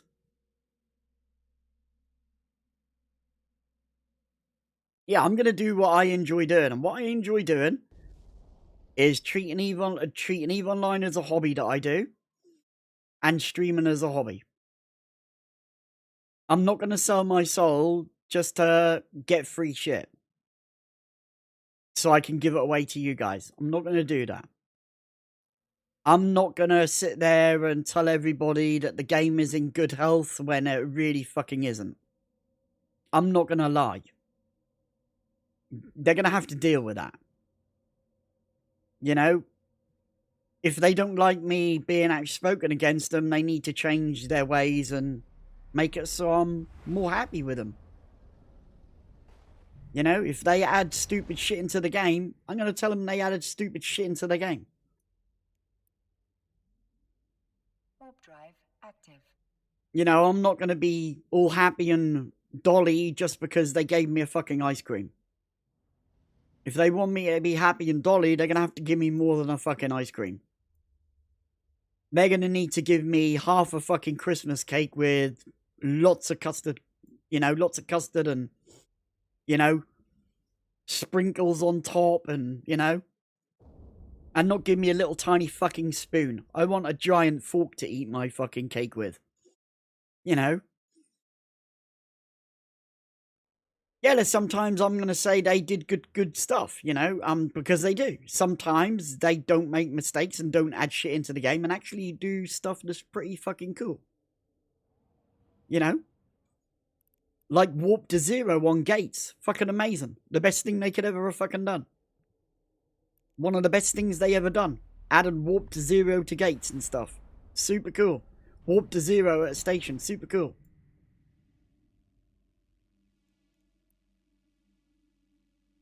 You know, if they turn around and then decide that, you know, haulers can only carry 500 square meters of cargo space with 10 fucking cargo expanders on, don't expect me to tell them that they're fucking dumb and stupid for doing it. Because that's just who I am. You know, I'm going to tell it straight. I'm not one of these people that'll just, you know, make things look rosy when they aren't. I'm not going to say things are looking amazing, you should play the game, if it's looking like a piece of shit and it's literally dying. I'm going to tell you the truth. Hey, the game isn't in a good place, it's literally dying at the moment. You want to, you know, decide if you want to play it for yourself or not. Because I'm not going to make that... I'm not going to make that choice for you. As a player, you play the game for free. If you enjoy it, you stay and play it. If you don't, there you go. You know, that's just it. I'm not gonna turn him into a fluffy fucking kitten. It's all cute and that. I'm gonna tell him that it's like a fucking rabid pit bull that wants to just chew your face off. And that's what I'll be. I'm not gonna be the fluffy little kitten that looks all cute and nice. I'm gonna be that pit bull that just literally wants to chew your face off at any minute. Right, let's go complete this mission. There you go. We got a little bit extra money there. We're going up in the world. We're going up in the world. We got more loyalty points, guys. And we're up to 7 boxes. What do we get? Oh, we got a social skill. Not like I really need it. Not like I really need it. Not like I need the social skill. Cat Moustache, how you doing there? How you doing? Thank you for coming along. Thank you for your follow, man. 07 my nerds. 07 my nerds. Let's go. Let's go back home now. Another 6 freaking jumps. ZJ, thank you for the follow. Really do appreciate it. Really do appreciate the support, guys. Thank you. Thank you. Let's go. So for you all that are now coming over and wondering who the hell I am, my name is Tammy Cowboy. I'm a long-term player of EVE Online. I am what you call a veteran pilot. One of those people that's been playing for a very long time. 16 years. Yeah, I've been playing a little bit too long. EVE Online is a game that I've played the most. This is the longest time I've ever played a computer game. 16 years. So I have a lot of knowledge about the game. And what I specialise in is doing PvE. Person versus environment. Not PvP. Person versus person. Person versus environment. And that's what I specialise in. But I also specialise in teaching new players. So if you're new to the game, you can come along into my channel, into Twitch chat, and you can ask all the questions you ever want to learn. You can ask anything about it.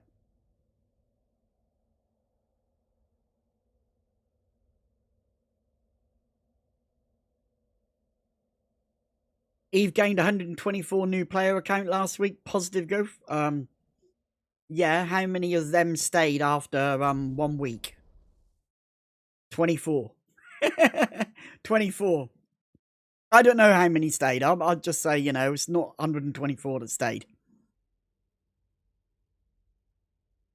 You know, a week isn't enough. Yeah, last week, 124 players came. What we want to know is, out of those 124 people, how many are still playing 3 months later? If that's less than 124, it's not positive. It's not positive growth. Alright, let's go here. Active. We're slowly making our way back home, guys. We're slowly making our way back home.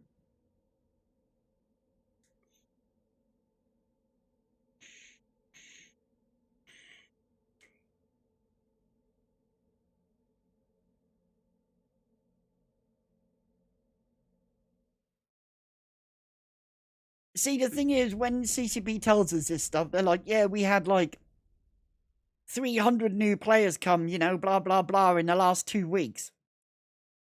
And the retention is like 80%. So what that means is only out of those 300 odd players, 80% of them stayed. 80% were still playing 2 weeks later. Right? We don't get told how many of those players, out of those 300 players, actually are still playing the game 3 months later. That's what we really want to know. We want to know, out of all those players, how many are still playing 3 months later. If that's half of those 300, there's a problem, because 150 of them are leaving for some reason.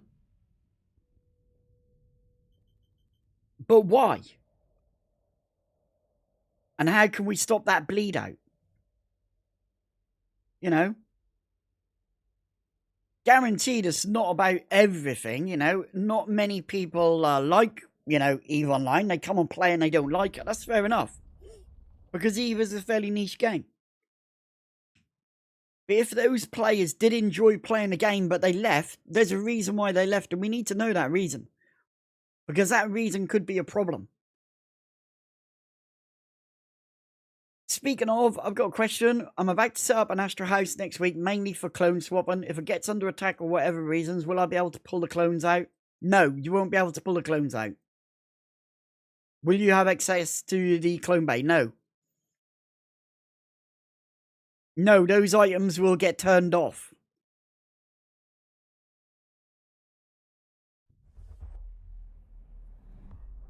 All those things will be deleted upon destruction. Those clones will no longer exist if that thing gets exploded.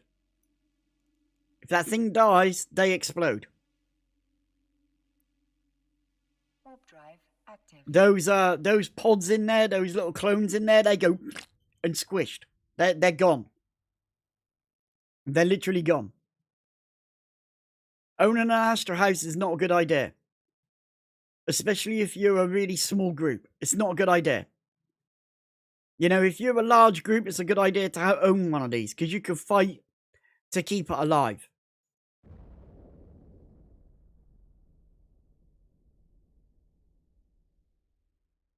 So when it goes into reinforcement, those bays get turned off for a bit. Some of those bays won't be active. To what I understand. I don't exactly understand it because I don't play with the player-owned structures. Being a solo person, I don't mess with that shit.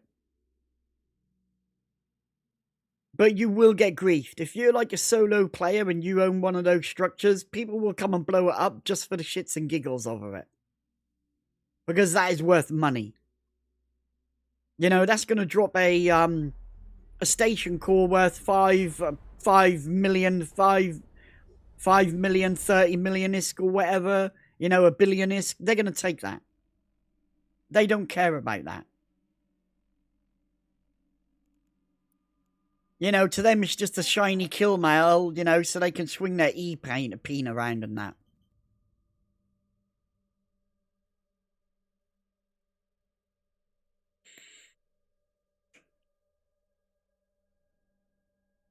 There is also a really big cost in actually running those. You really have to think twice about it. You know, if you're a small group, it's not worth it. If you're a small group, just set up home in an NPC station. An NPC station can't get blown up. And you're not going to lose it. And an NPC station, if you choose the right NPC station, it's going to have a clone bay in there. All that money's going to stay in your pocket. But it does take a lot of ISK to run one of those structures, and when it explodes, there's a big loss to it as well. And corporations and alliances will grief you if you own one of them, because they know you're not going to be able to protect it. So they're just going to blow it up and just take whatever drops from it anyway. Warp drive active. If that station runs out of fuel, it is literally killable. So stations have changed. If that station doesn't get refueled, it will go into vulnerability mode. Everything will get turned off. And players can come along and just shoot at that until it dies. There's no reinforcement of the shield, no reinforcement of the armor, no structure reinforcement. It is literally killable straight away. Instantly. They can just shoot through the shields, shoot through the armor, shoot through the structure. All your shit is gone.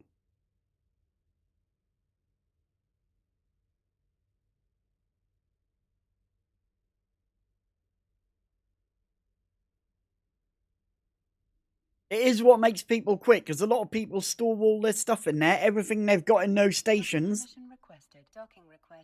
That station dies and that's it. No asset safety. No asset safety. All your shit gets ejected into space and people just rob it. And you're literally broke.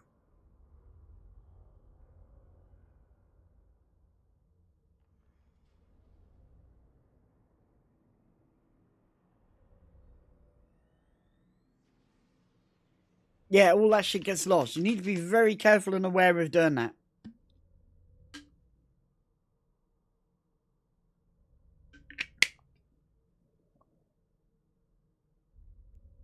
Let's go see what this let's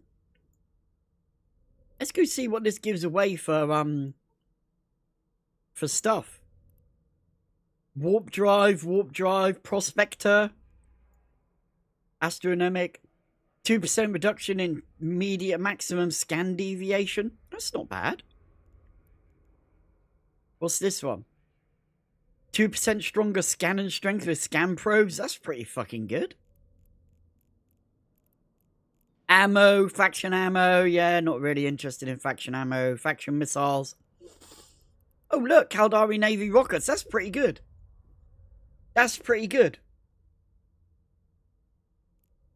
Faction rockets, faction light missiles, faction ammo. Oh, Caldari Navy Scourge heavy missiles, faction missiles and stuff. That's pretty good. A 5,000 Caldari Navy missiles for 3,000 loyalty points and 3 million ISK. That's pretty good. CCP, how you doing there? Thank you for the raid. How you all doing, everybody? How you doing, my nerds? How you doing? How you doing? Hey, Waldeck, how you doing? Takabu, how you doing there? Ronan, how you doing?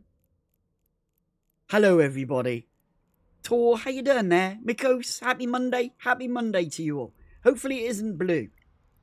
It shouldn't be blue because you've been watching Waldeck and you've now come to the goat. You've now come to the space goat.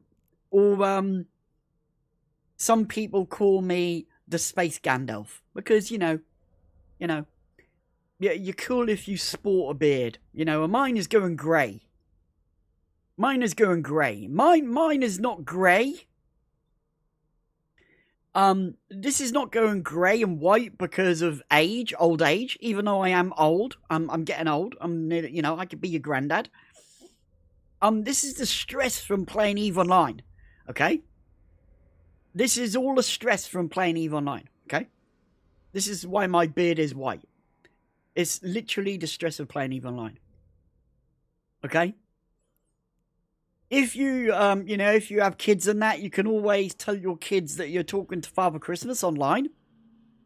And I have actually had people come over and tell their kids who are watching the stream that I'm Father Christmas. And if they don't behave, I'm not going to give them any gifts for Christmas. It's kind of a bad thing to do. I'm not actually Father Christmas, but yeah, you know. Hey, you know, I can pretend.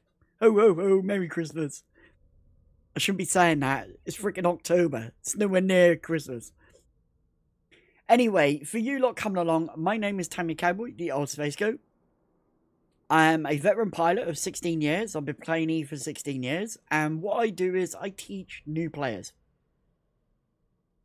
So new players, old players, players returning to the game, you can come to me and into my channel, and you can ask me the most dumbest questions about EVE Online you like. Now, I get a lot of new players coming to my channel and say, Tammy, I'd like to ask a question, but I think my question is silly. I think my question is really silly.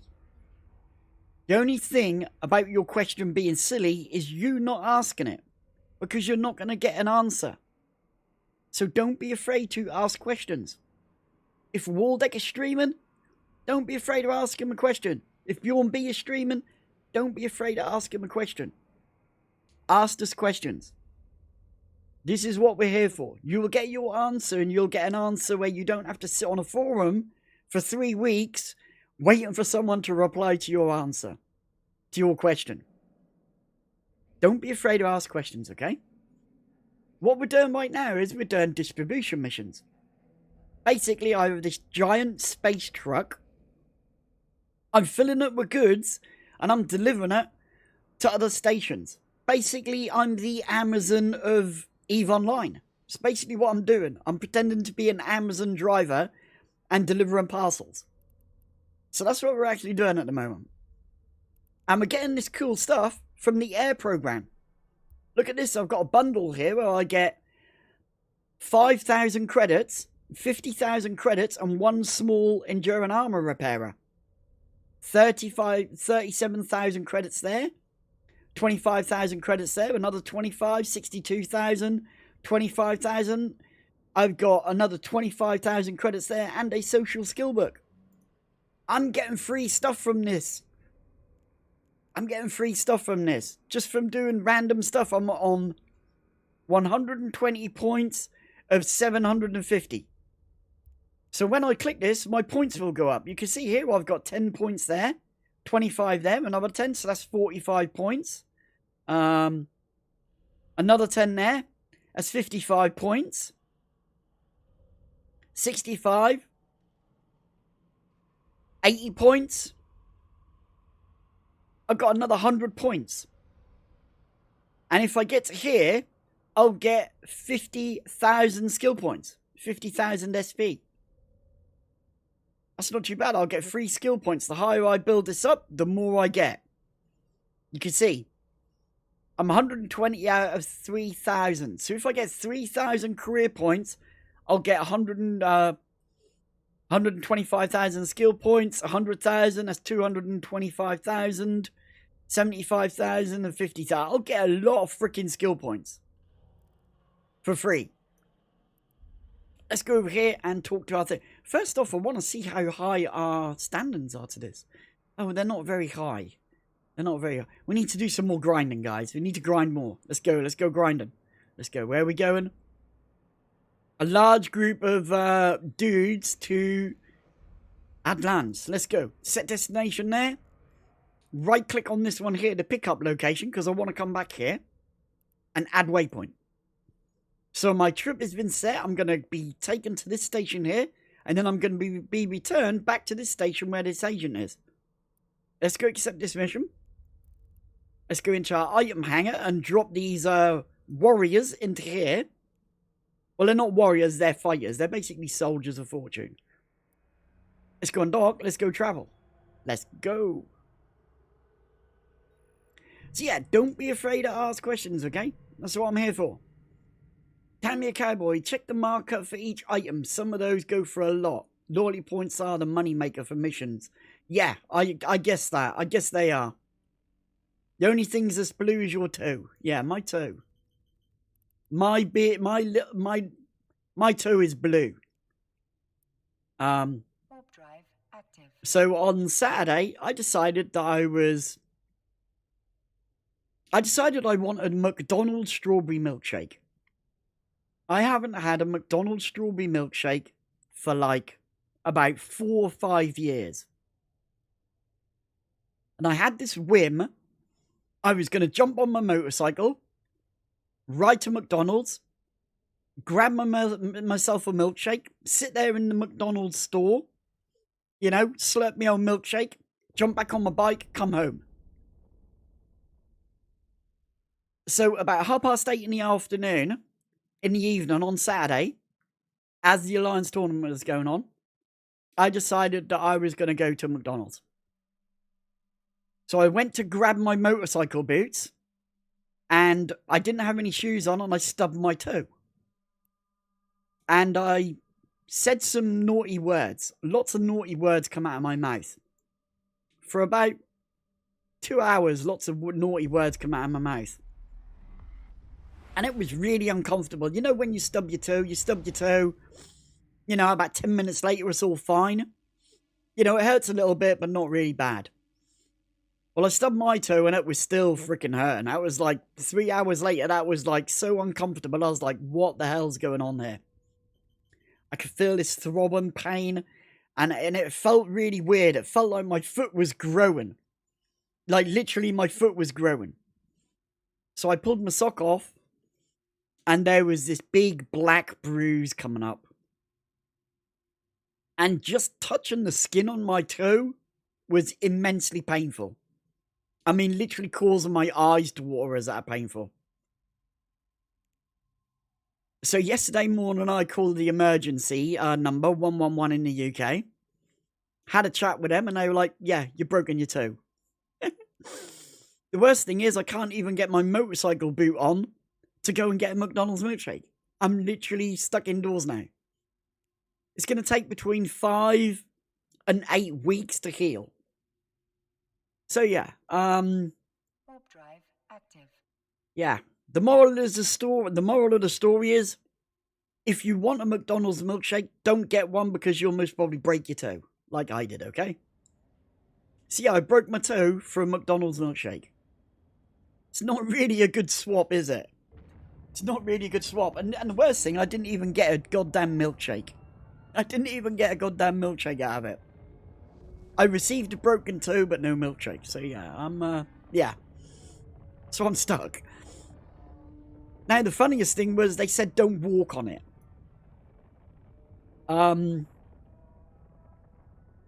That's kind of hard to do.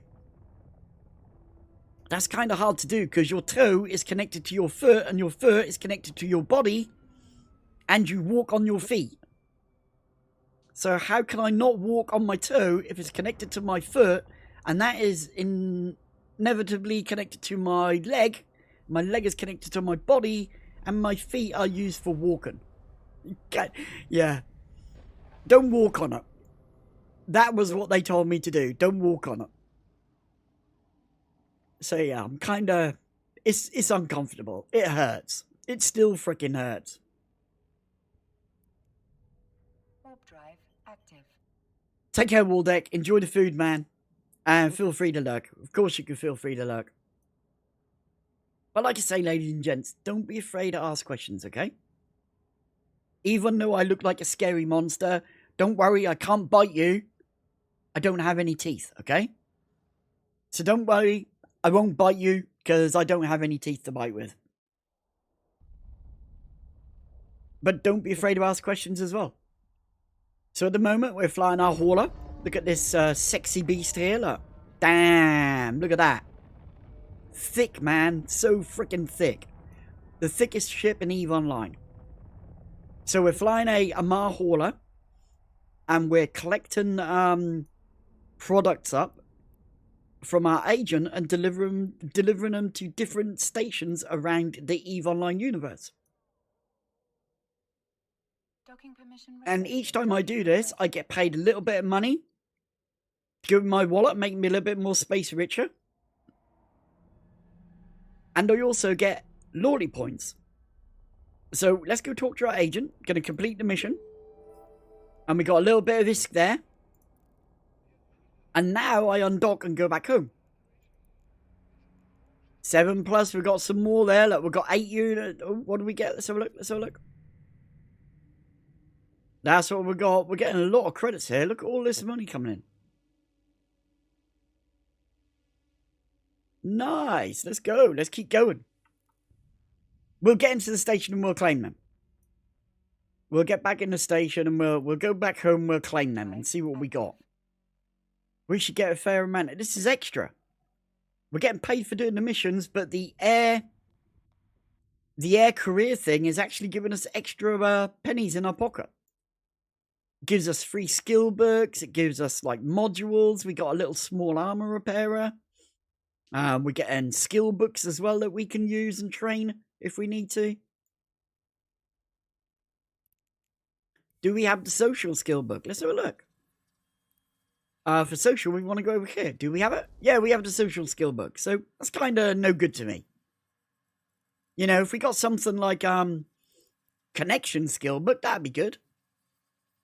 Or, you know, diplomacy or something like that. That'd be kind of good because, you know, I've got negotiation and I've got social.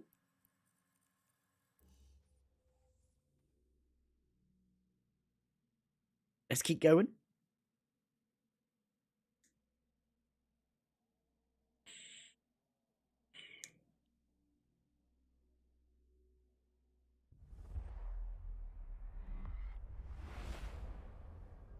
So this character is not my normal character. This is called Shijin. In other words, her name is Jinny. We call her name is Shijin Mao. So my main account is called Tamiya Cowboy. And this is Tamiya Cowboy's sister called Shijin Mao. Okay. So this is his sister. She came and joined the space program to be with her brother. So this is her brother, you know, her sister, Tammy's sister. And she doesn't have many skill points. She only has 5 million skill points. She's a very low skilled pilot. She's a very, very low skilled pilot doing stuff. So she doesn't have a lot of skills or anything. She does have a fair amount of cash. She's got 500 million credits. So she's got 552 million credits. But this comes from Tammy. Tammy gave her this money. Just to keep afloat, you know, so she can buy things and stuff like that.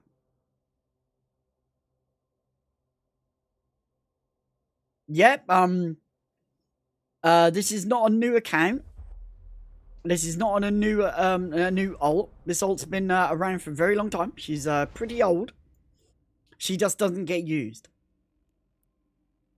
So what she is she's CEO of my corporation. She is the CEO of Kraken Fleet. And the founder of Kraken Fleet was Tamiya Cowboy. But I didn't want Tamiya to be a I didn't want Tamiya to be a CEO. So I put my alt, Shijin, in charge of being the CEO. And you can see we've got 2 members, just me and Jin and Tamiya in this corporation. So if Tamiya wants to go and join another corp, he can do that, or an alliance, he can do that. And Ginny will just keep this corporation open for when Tamia decides to come back. Docking permission Basically, what I'm doing is I'm tax dodging.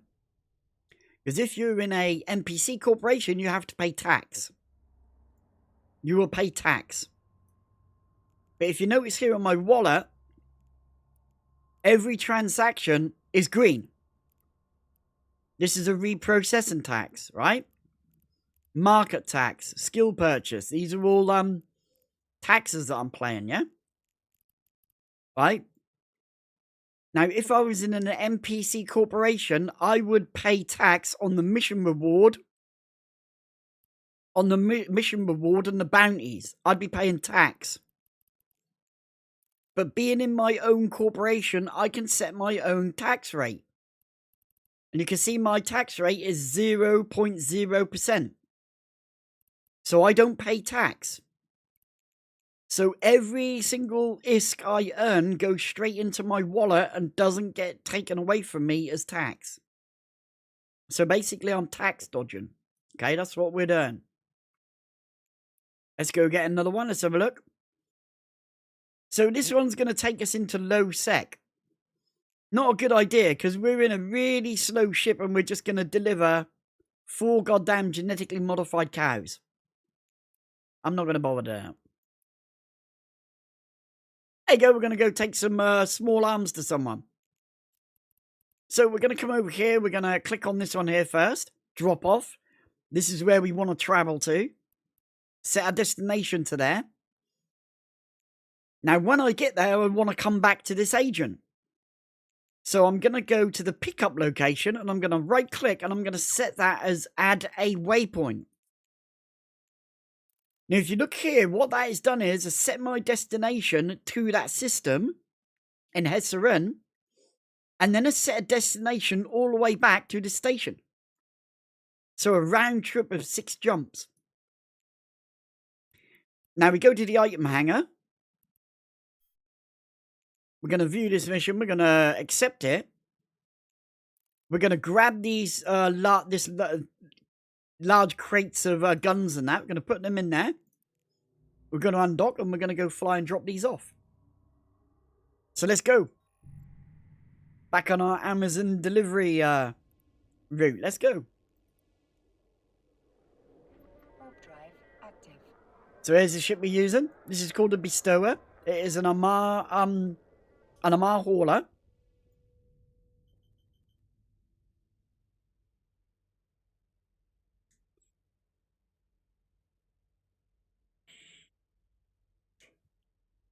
And let's go.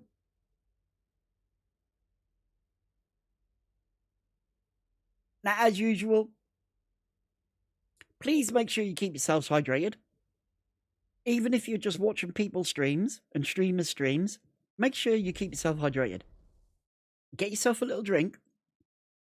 Stick it on the side of your desk or your sofa or wherever you're, or in the living room, wherever you're, watching streams. And make sure to have a little drink every so often to keep yourself hydrated. Okay?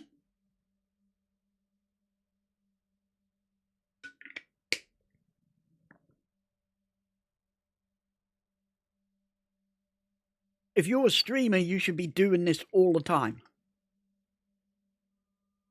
As a streamer, you should be drinking all the time. Constantly having hydration.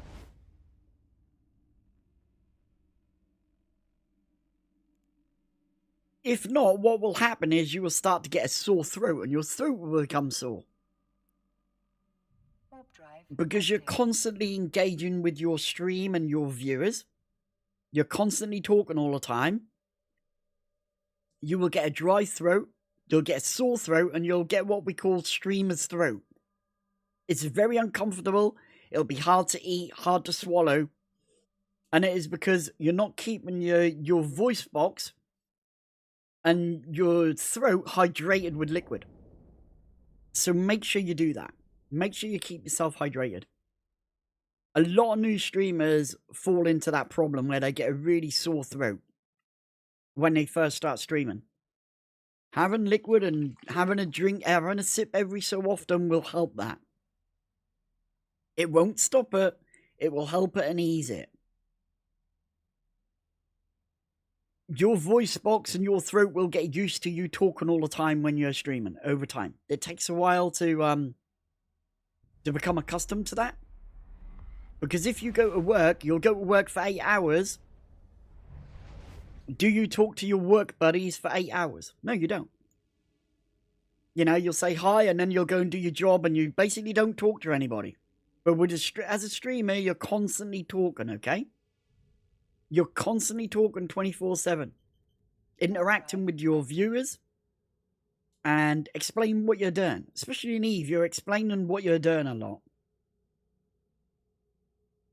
So keep yourselves hydrated. If you're playing computer games and you're playing your games and stuff, have a drink there. You know, just have a little bit of juice there, a little sip now and again. Don't drink it all at once because you'll be running to the loo 5 minutes later. But just small sips to keep yourself hydrated, okay? Remember, you only get one body. In EVE Online, you can have as many clones as you like. But in the real world, you only get one body. 2 sets of arms, 2 pairs of legs, pair of legs, pair of arms, pair of eyes, 1 heart, 1 brain. Look after your health, okay? Make sure you get up as I need to because I've been sitting for like 2 hours. Get up, walk around. You know, just get up, walk around, you know. Just, you know, pretend to walk on the spot. Yeah, a little tiny bit of exercise. That's getting circulation back into your legs. Because you need to have that circulation. If not, you'll find you'll get a lot more medical problems as you get older. So look after yourself. You know what I mean? Active. Right, let's go dock up and drop this stuff off in this station.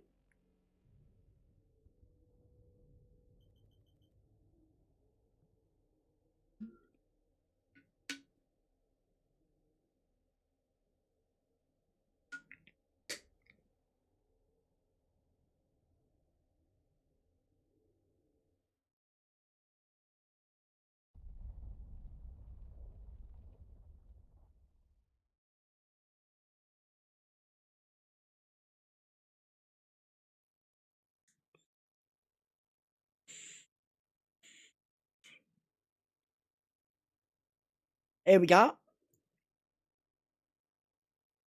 At the Federal Navy Academy. Let's drop these off.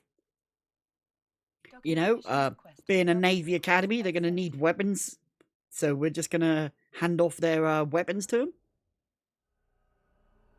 Alright, let's go item hanger. Drop those in there. Talk to our agent. Complete our mission. Boom. Undock and away we go again.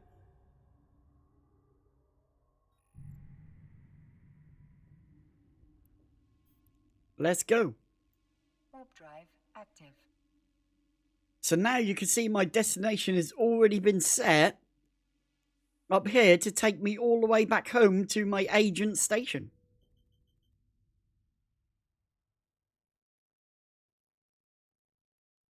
So it takes a little bit of time. Remember, this is not a fast ship. This is not a shuttle, it's not a frigate, a destroyer, a cruiser. This is a big, heavy hauler. It's slow, it's bulky.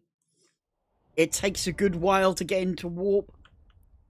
So for this to get into warp, it takes me 16 seconds to align and get into warp. It's not exactly fast. But what it can do is carry a lot of products. We have enough cargo space to carry 18,599 square meters of cargo space. Let's keep going. Here we go. The rental. Let's nip over there. Warp drive active.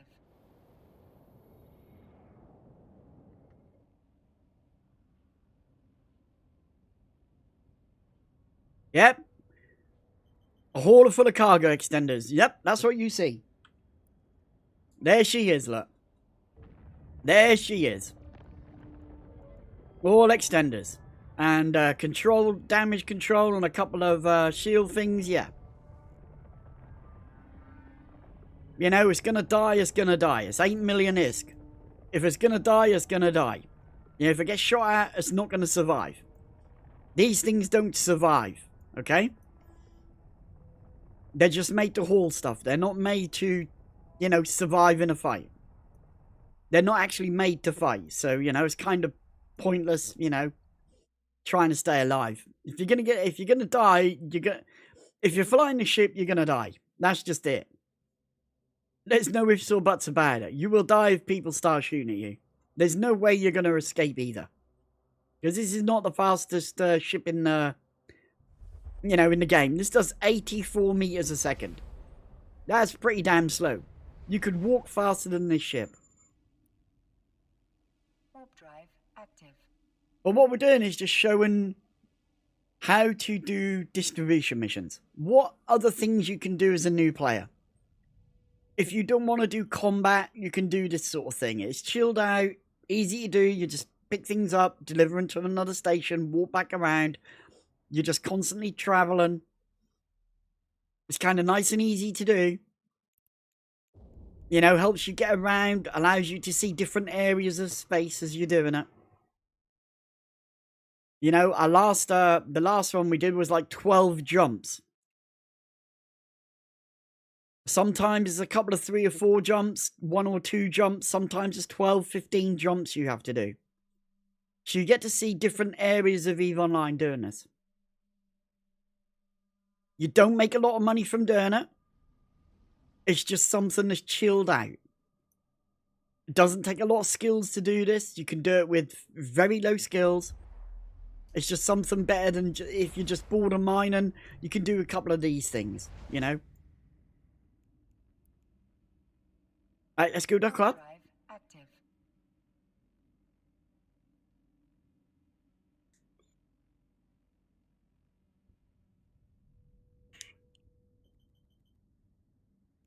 And let's go cash in all our goodness. Let's go cash in all our stuff here and see what we got. Yeah? Increase your standards with corporation to 0.1. Hell yeah, we'll do that. Complete 5 distribution agents. We've done that. 100 loyalty points, 50 loyalty points. We've earned all these loyalty points. Make 50 Stargate jumps. We've done 50 Stargate jumps. So these are all little tasks that you can do and get paid for doing. So we made 50,000 credits for doing that. You know? And we get little things in here. We get credits and we get a skill book in there. And up here we get a we get some credits and we get a and we get an armor repairer. So yeah. Alright, let's get into the station. Gonna take a little bit of time. We're not a fast ship, remember. We're a slow, bulky ship, so it takes us a little bit of time to dock up and stuff. Docking request accepted. So let's dock up. And let's go claim all those items.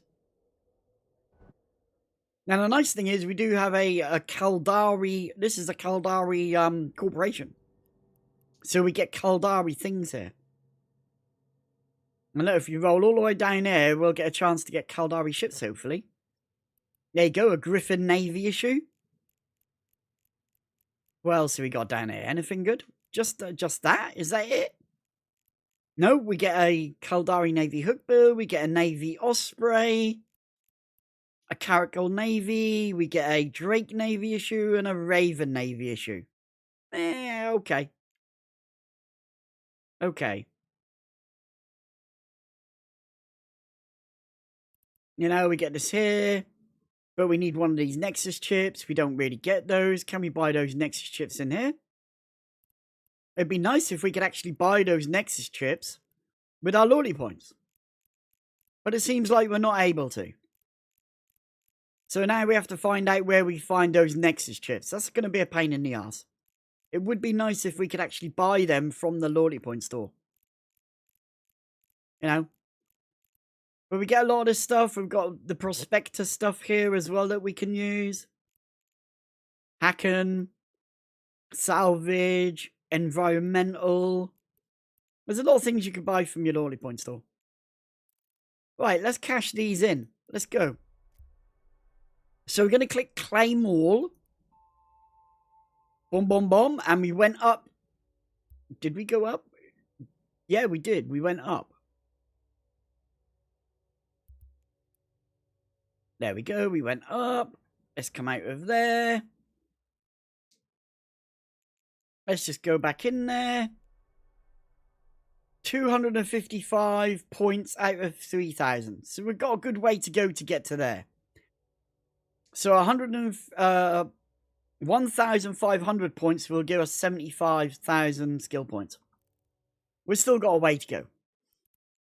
Now, all of these things have been put in our unclaimed things. And if we come over here, you can see, we'll click redeem to current station.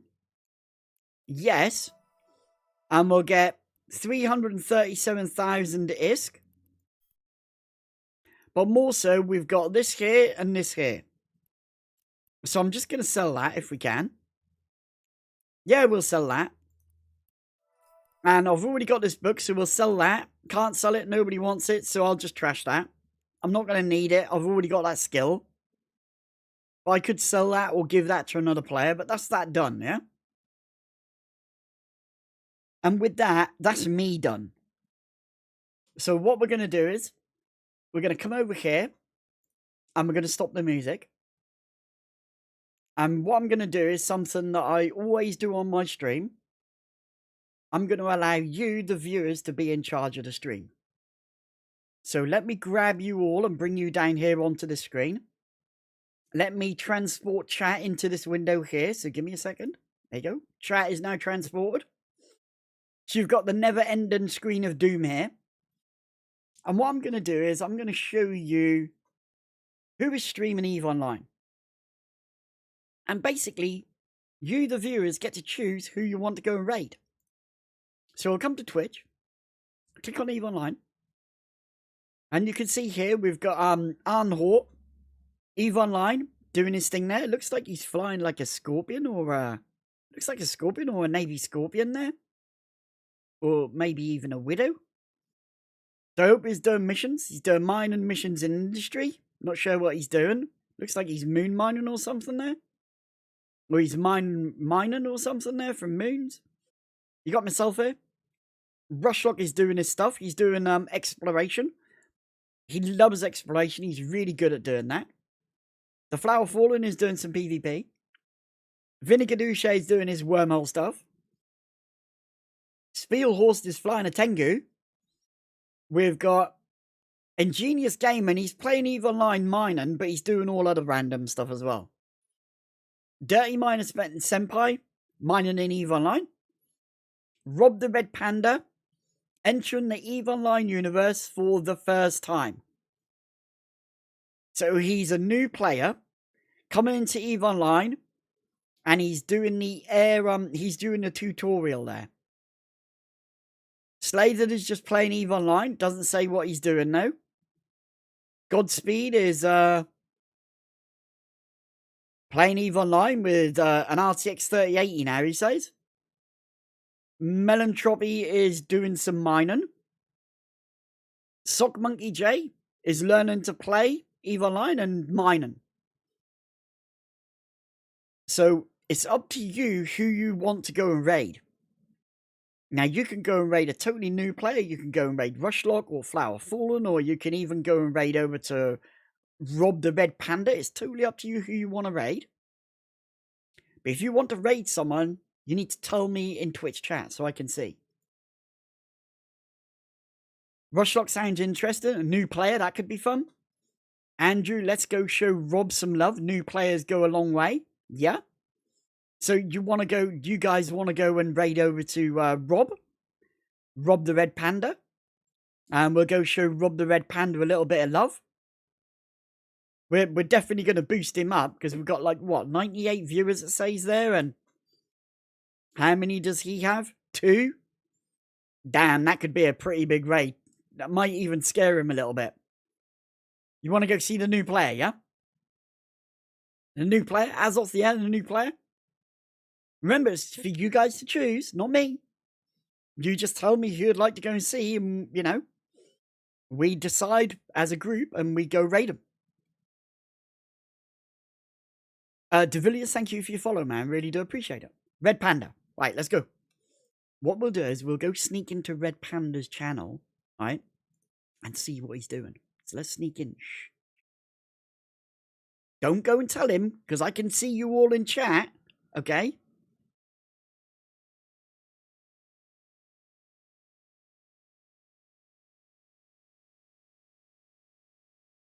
But he needs to turn up his microphone. He's a little bit quiet. The game is a little bit too loud, and he's a lot quieter. There you go, look.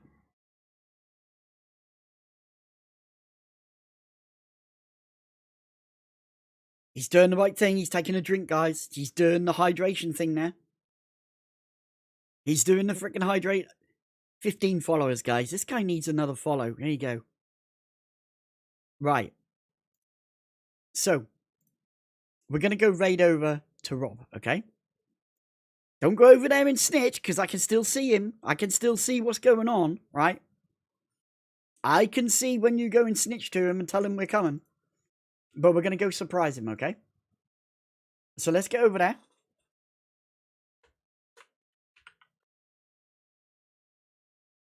Rob the Red Panda. We're going to select him up. And I'm going to transport you all into a stream. Now remember, Rob is a new player. He doesn't understand a lot of things. So he's going to struggle a little bit. If he asks you, the viewers, for help, give him some help. Don't go mad and try and jam everything you know about EVE Online into one sentence. He's not going to understand it. Okay? Little steps. Don't go crazy and try and tell him he should be flying a cruiser and all this, yeah? He's a really new player. So enjoy what he does. If he seems to be very stuck, offer advice. Okay? Just offer, say, hey, if you would like, we can help you and tell you what you need to do. But that is your choice. Don't backseat game and tell him what to do every single time. Let him explore and learn, okay? So we're going to hit the raid button. I'm going to gather you all up. And I'm going to transport you all into Rob's channel. Now, he only has 15 viewers, guys. 16 because of me.